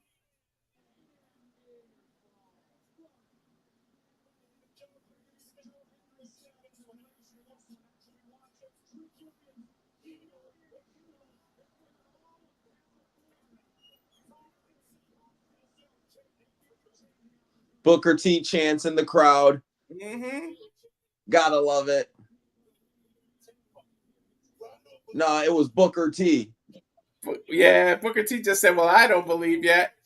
There's the Harlem sidekick by Trick. Another one. Picks him up. Death Valley driver. Yep, Death Valley driver. Cover 1, 2. Joe Hendry able to get his left shoulder up. Booker is animated for this match. He says he doesn't believe nothing. Trick Williams sitting on the corner. There's a drone shot. Now he's standing. I think he's going to go for a double axe hand or a sidekick off the rope. But it's too much showboat. Joe Hendry's getting time to recover. Splash! Joe Hendry catches him, rolls through a la John Cena. Picks him up. Oh, my God. Picks Trick Williams up on his shoulder. Slam. What a slam. 1, 2. Trick able to kick out. Damn, that's 252 pounds of pure motivation, pure strength.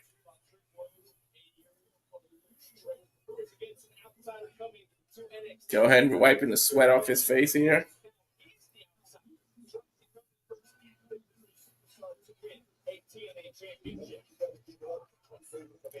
Trick Williams throws Joe Hendry out of the ring. Right next to ropes. Throws him into the stairs and knocks the stairs apart. Into the bad shoulder too. Hendry, that's Joe Hendry's bad shoulder. And Trick knows it. Look how he's stomping on him. He's stomping the like shit I said, out I've of been him. watching my TNA, Walter. I know that. The ref's checking on Joe Hendry's shoulder. Look, he's talking to the ref. I'm dipping into it, okay? When it comes to TNA lore, I am into it. I know what goes on there now. Yeah, awesome. Now, if we could just get Dattila into NXT, we'll be good.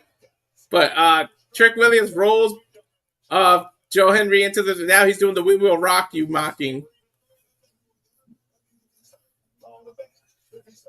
Oh, right hand over the mat. Instead of "We Believe," they're chanting "Whoop that Trick." Booker T, Booker T. See? Got me saying it. Trick Williams just do an overhand rights into the corner.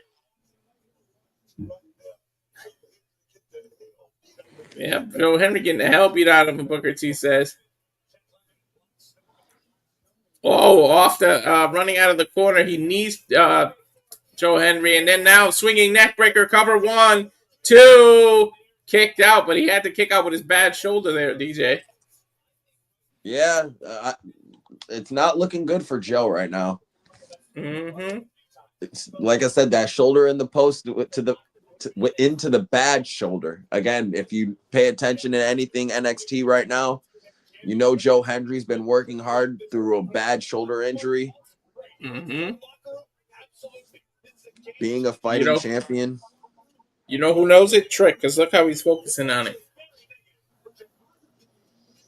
Irish whip into the corner. Joe Hendry, now he throws, Trick Williams throws him out of the corner, but Joe Hendry able to reverse it, dives in, face first on the turnbuckle, rolling neck breaker by Trick Williams, cover 2. Joe Hendry able to get his shoulder up.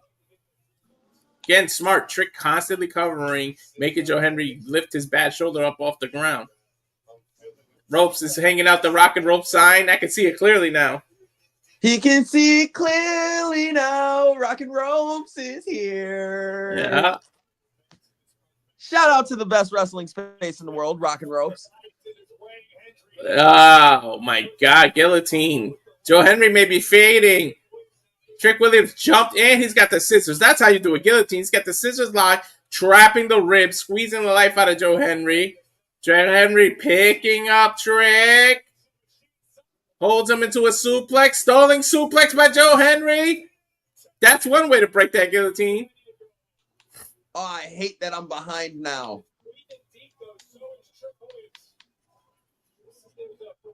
How'd you get behind? I don't know. Because I stopped it, and then for some reason, I don't know. Some reason I'm behind now. They're both laying down for me. Oh, I'm starting to work. I'm only like 2 seconds behind you, but okay, they're starting to get up. Look like Joe Hendry to his feet first. Trick with the right hand, but able countered by Joe Hendry. Another right hand by Joe Hendry. Constant right hands, back him into the ropes. Irish whip, clothesline. Trick Williams goes down. Scoop slam. Nope, I think he's gonna do a fallaway slam. Joe Hendry holding Trick. Fallaway slam, usually followed up by the kick up. There's the kick up. Joe Hendry's gonna do the pose. And he's staring right at ropes right now. Right, we believe! His dick was literally in Ropes' face. There he is. We will rock you. Boom, boom. Booker T turning. Standing ovation might be coming up. Oh, Trick Williams backflipped out of it. Went for the Harlem sidekick. Choke slam. There's standing ovation by Joe Hendry. He got it. Standing ovation. 1, 2. Foot on the rope by Trick. Using those long 6'3" legs.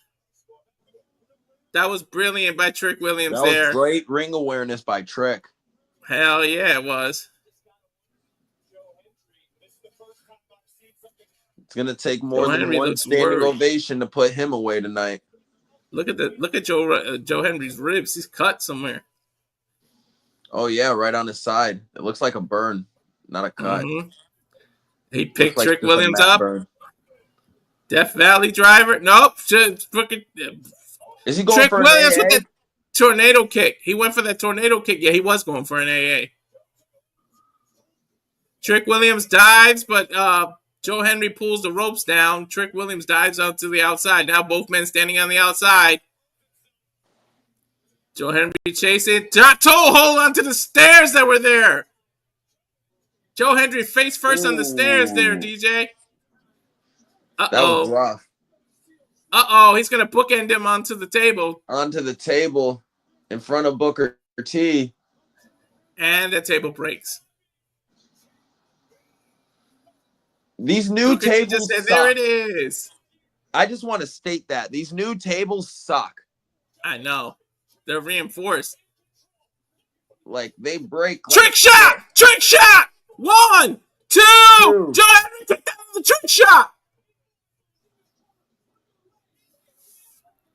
Booker T is beside himself right now. This is crazy. Trick took his hair out. Yep, he's hyped he up. turned into the nappy-headed bro. He's rolling out of the ring now. What's he going for? He's grabbing the TNA Championship. He's staring at the TNA Championship. What the hell is he doing?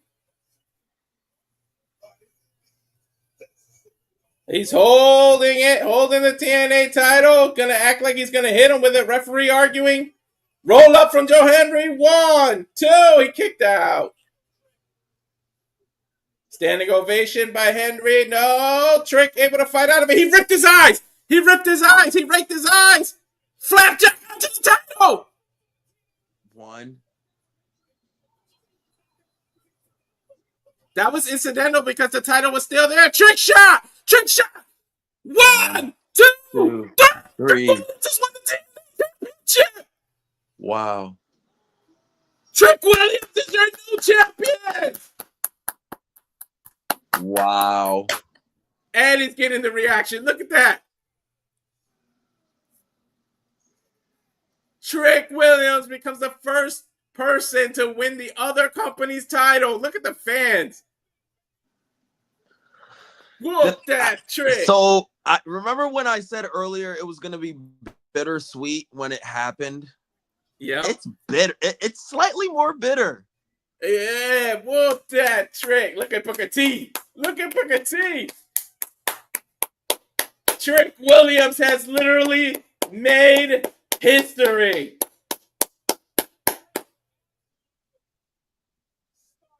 Whoop that Trick.